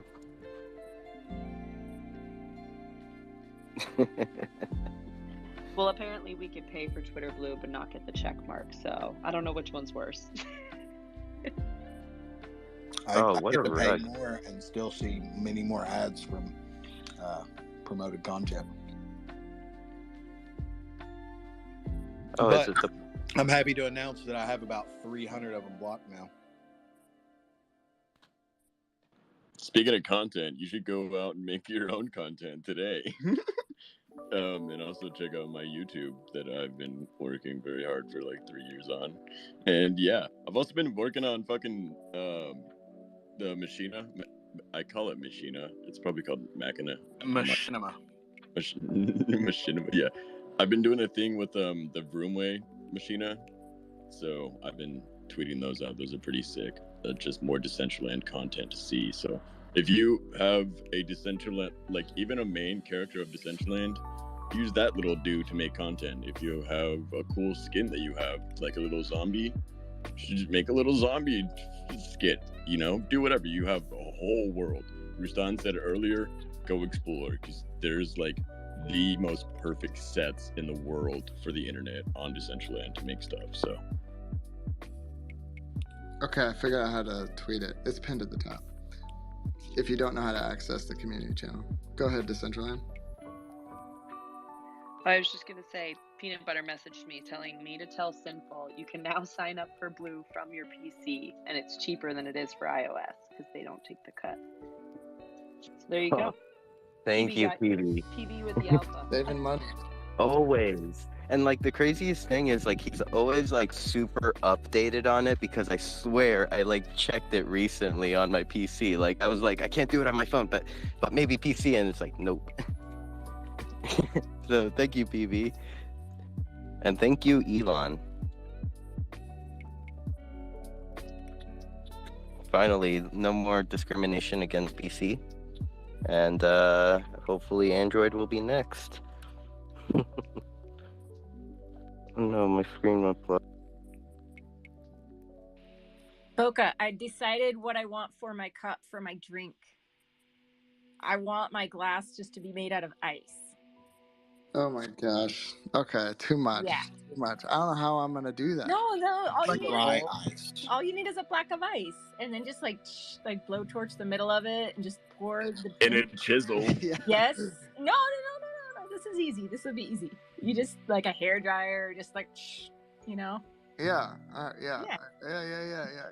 Super simple. So easy. 4 Just get hours a later. blow dryer. Oh my gosh, I will make it, and then I'll send it like in dry ice and send it to you. At least send me a video of you doing it, just because I want to see it, and then I'll. Oh, you know what? I know even better.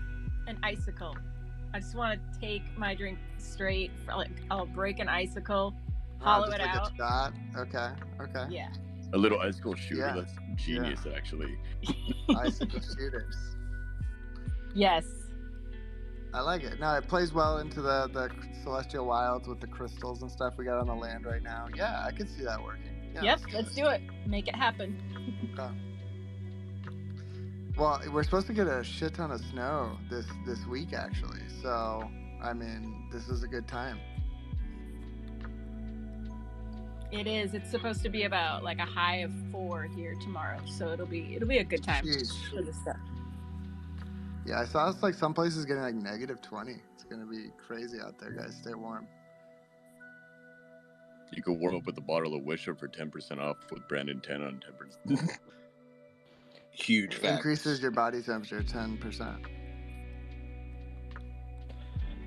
I live in a swamp, so I don't know what snow is. It cools you down if you're in the swamp. It's crazy. I wonder if 10% off. if I filled like the back of the pickup truck with snow and like packed it in and insulated it, how far could I make it before it melted? Like, could I make it to Missouri or like? Depends on how cold or hot the truck is. It would just be an open pickup. Just have a tarp over it. I feel you, Sinful. I was kind of chilly, and I looked at the temperature thing on my laptop, and it was like 73. We're dying. We're melting. And it's gonna get 50s, like on Christmas. We're gonna freeze to death. All the iguanas are gonna freeze and fall out of the trees on people's heads. Get ready for the frozen iguana.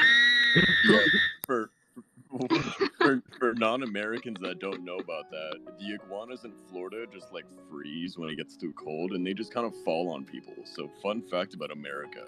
Yeah, and they don't die. Once they thaw out, they come back to life. And there was one guy, I think it was in Miami, like 10, 15 years ago. He didn't know that, and he was like, "Oh my God, all the iguanas are dying!" And he drove around and picked them up and put them in his station wagon. And he's driving around, and they all came back to life because it was warm inside his car. And he's like, "Ah!" And I think he crashed. I'm sure he is okay, but still, can you imagine? So don't drive around and try to save all the iguanas. They'll be okay. Just make sure they're not like on a road somewhere. Oh my fucking god. Did that dude really do that? Yeah, you can Google it. Guy crashes trying to save iguanas, or Google something like that. And yeah, it happened in, I think, Miami. It always has to start with Florida man. Which actually, have you ever done the challenge of like type Florida man and then your birthday on I Google was and just about to say that. Yeah. Mine's pretty funky. And you know, we I would have had it on my finger until like today. There would have been some little girl running around with a turtle just running towards the storm. Yeah. No. I was the kind of girl that would have loved to have had like a little turtle next to me the whole time. And that's how Canessa became a storm chaser. Totally. Midwest storms. Oh, those are the best. I mean, if you don't. Hey guys, look, a storm's coming. I can go play with my turtle now. Yes. Safely. We used to put numbers. We would paint like this is bad. Maybe I shouldn't say this, but we would paint numbers on turtles and then wait to see if we ever found them again. Like, hey, we found number 18. He came home. That's funny. In Nevada, or some of you Mana people would say Nevada. My mom she still has him. His name's Freddie. He's a desert tortoise. He's got to be like, I don't know. He's so old. But when my brother was little, he put a sparkler on the back of his shell. And he got in so much trouble. And to this day, Freddie has like a burn mark on his back of his shell. But my brother was like 3 at the time, so. That's awesome. We all have our little turtle stories.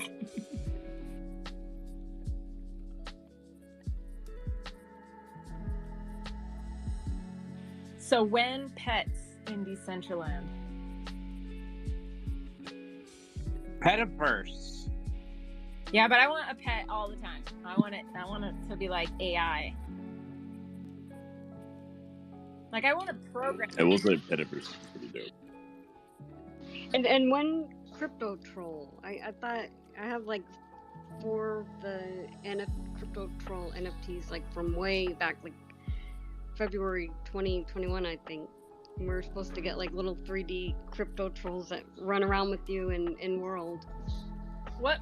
I think it was like MetaZoo or Sengo. Yeah, that's. Well, I don't know if Aaron Loop is trying to get something like that with the pet fair.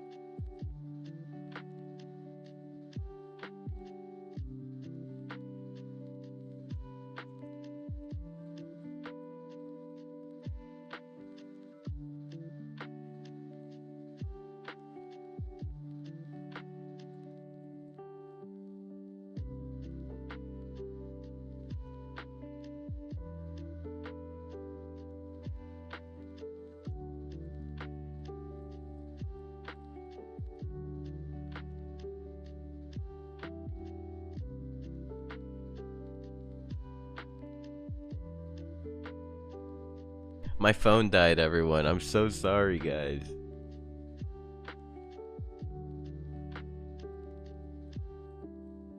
So I guess might be time. I guess could close that down and maybe even go harass some noobs.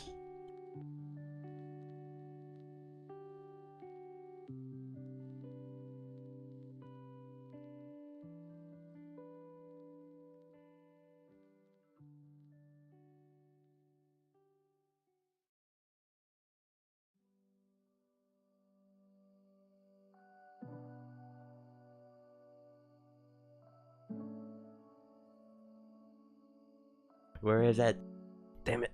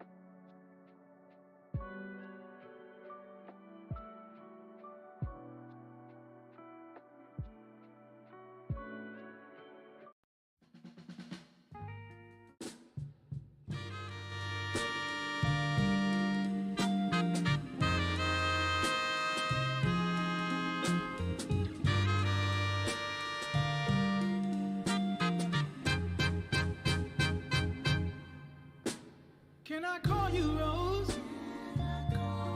'Cause you're sweet like a flower in bloom. Can I call you Rose? Can I call you Rose? 'Cause your fragrance takes over the room. Can I call you darling? I wanna plant you in my heart. Oh, so let it grow. Can I call you Rose? 'Cause your thorns won't let love in too soon.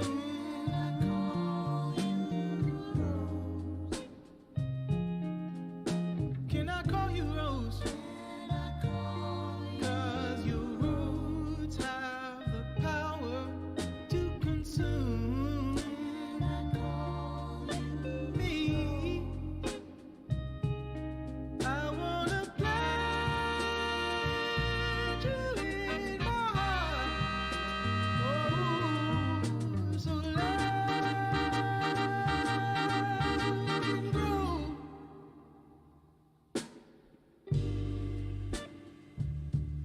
I was meditating on love and you and roses, and the universe told me put it in a love song.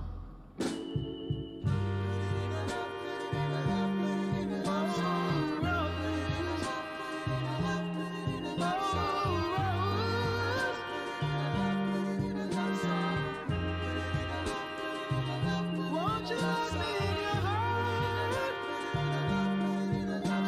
Your heart. Hey, what's up? What's up? Shake and bake. Here, 1 second. I'm just finishing my tweet here, and I'm going to head over to Genesis Plaza, and maybe, who knows? Maybe meet some new friends.